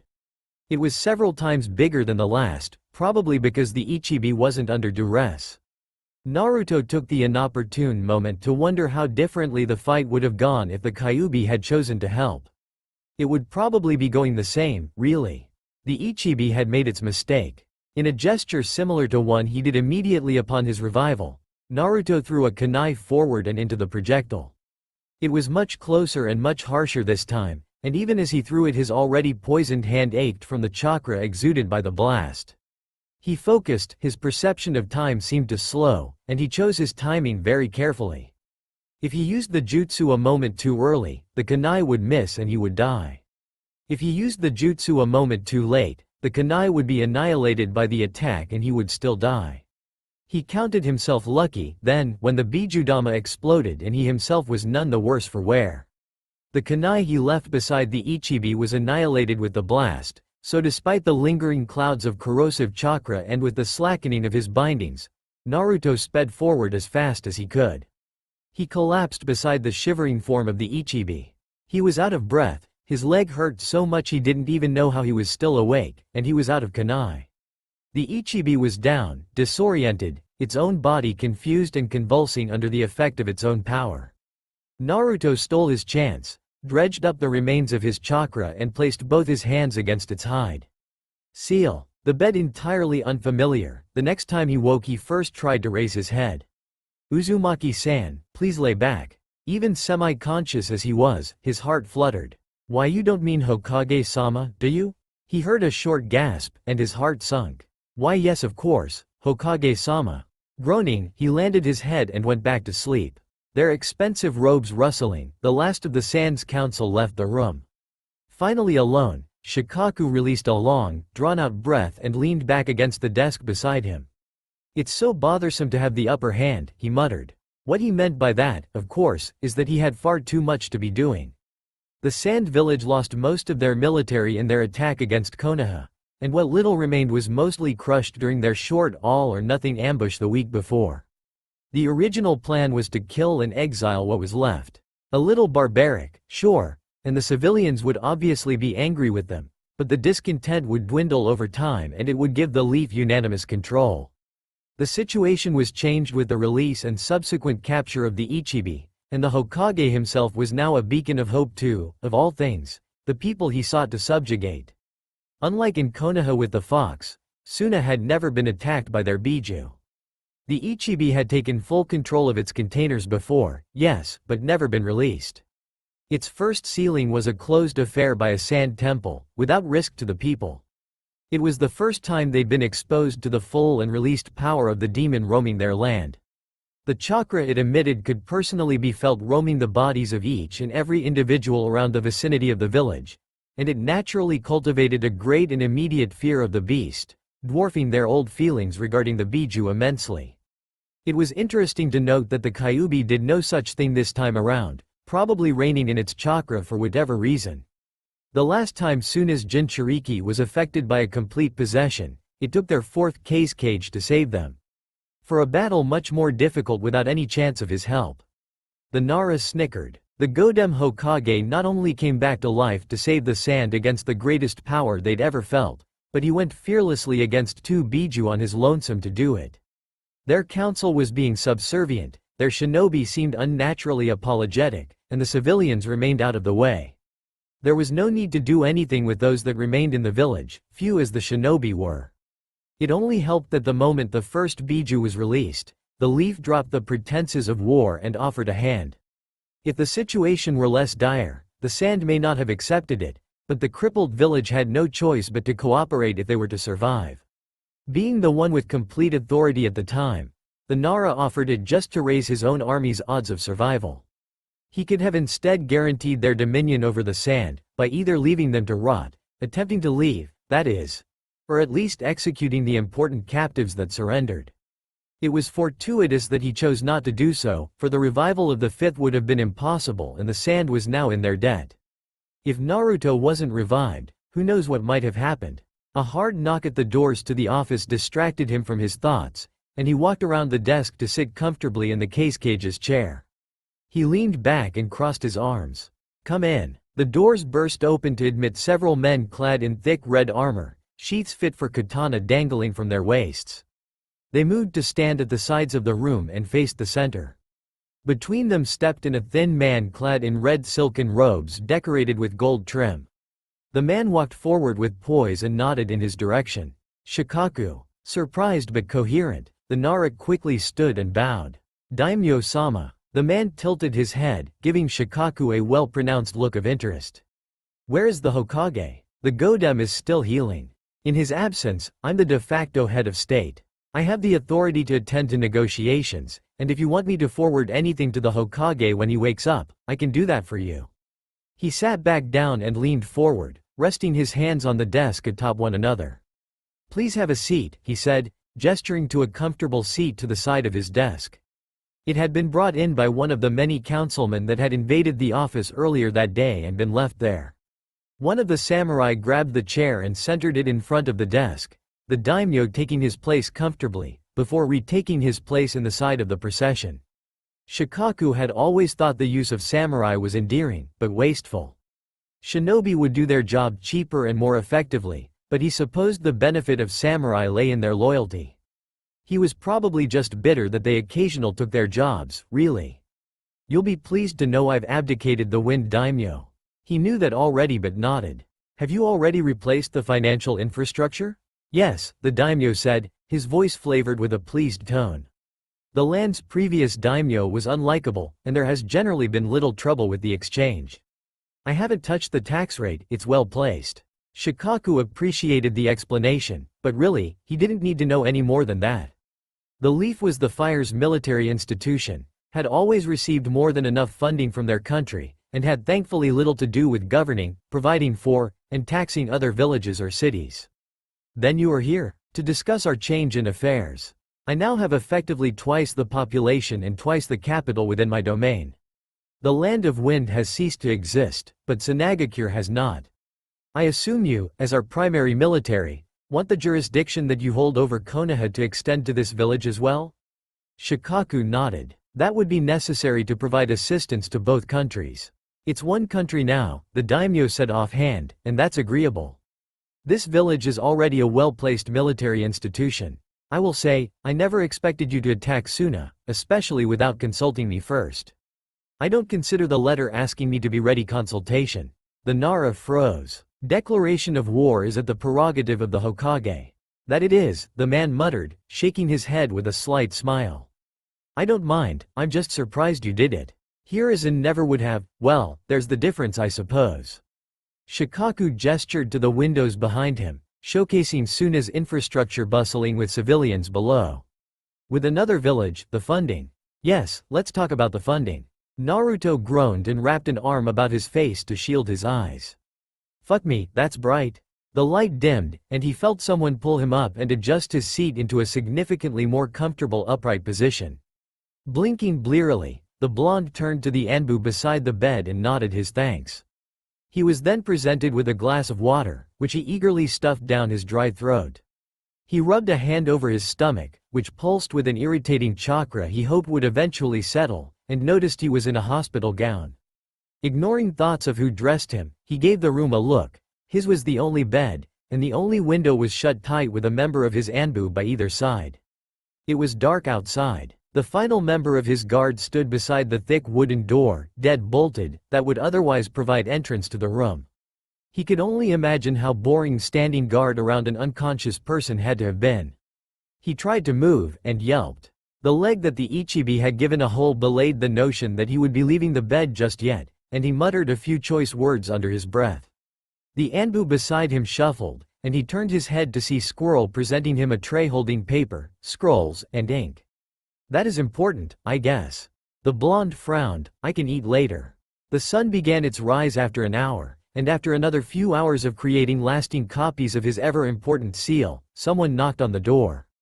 Naruto gave the cat that had reported his being awake a significant look, but the woman by the window shrugged. Ignoring his now aching hand, which were both still injured, he handed Squirrel the tray, waved his hand to the Anbu by the door and cleared his throat, making himself comfortable. "Come in." The door opened to admit a blonde teenager that seemed vaguely familiar. "Hokage-sama," the girl bowed, fiddling with her hands. Behind her, Rabbit shut and locked the door. "I am Tamari. I'm the 4th Kage's daughter, and Gaara's brother." Naruto paused at the mention of Gaara, but moved past it and released a hum. "Ah, you were in the exams, right? You're also one of the ones that came out when well, never mind. What is it?" He thought she was pretty the first time he saw her. After that, she was an enemy, and he supposed she must be an ally now. The girl kept her head bowed. "I just wanted to apologize and to thank you on behalf of Suna, for saving us from the Ichibi." Honestly, Naruto thought it a bit lackluster if that was true. "Just you?" She froze. "My family is dead. I am the only one left of the late Kage's line." He frowned. That sounded familiar, except he hadn't been so formal to who he considered at fault. "I killed your brother. You released the Ichibi, and you died for that," she said lowly, clenching her hands into fists and raising her head. "I released the Kyuubi too. I know you did that to help us, they told us about your seal." The girl smiled slightly, though it didn't reach her eyes, and her gaze stretched to the side. "You even came back from the dead to save us. Don't say you didn't, because you could have left us to die." Naruto twitched. "You know I came here to conquer you, right? We tried it first, that was a natural response." She said it as a matter of fact. He supposed when he considered both perspectives, his earlier actions seemed justifiable and his later actions almost honorable. In his specific perspective, though, he was undeniably at fault. He became amused when he realized she was probably the first one to truly argue with him since he became Hokage. "Huh." The girl twisted on her heels and made for the door. "If we're done." "Nah, not yet," Naruto said quickly, crossing his arms.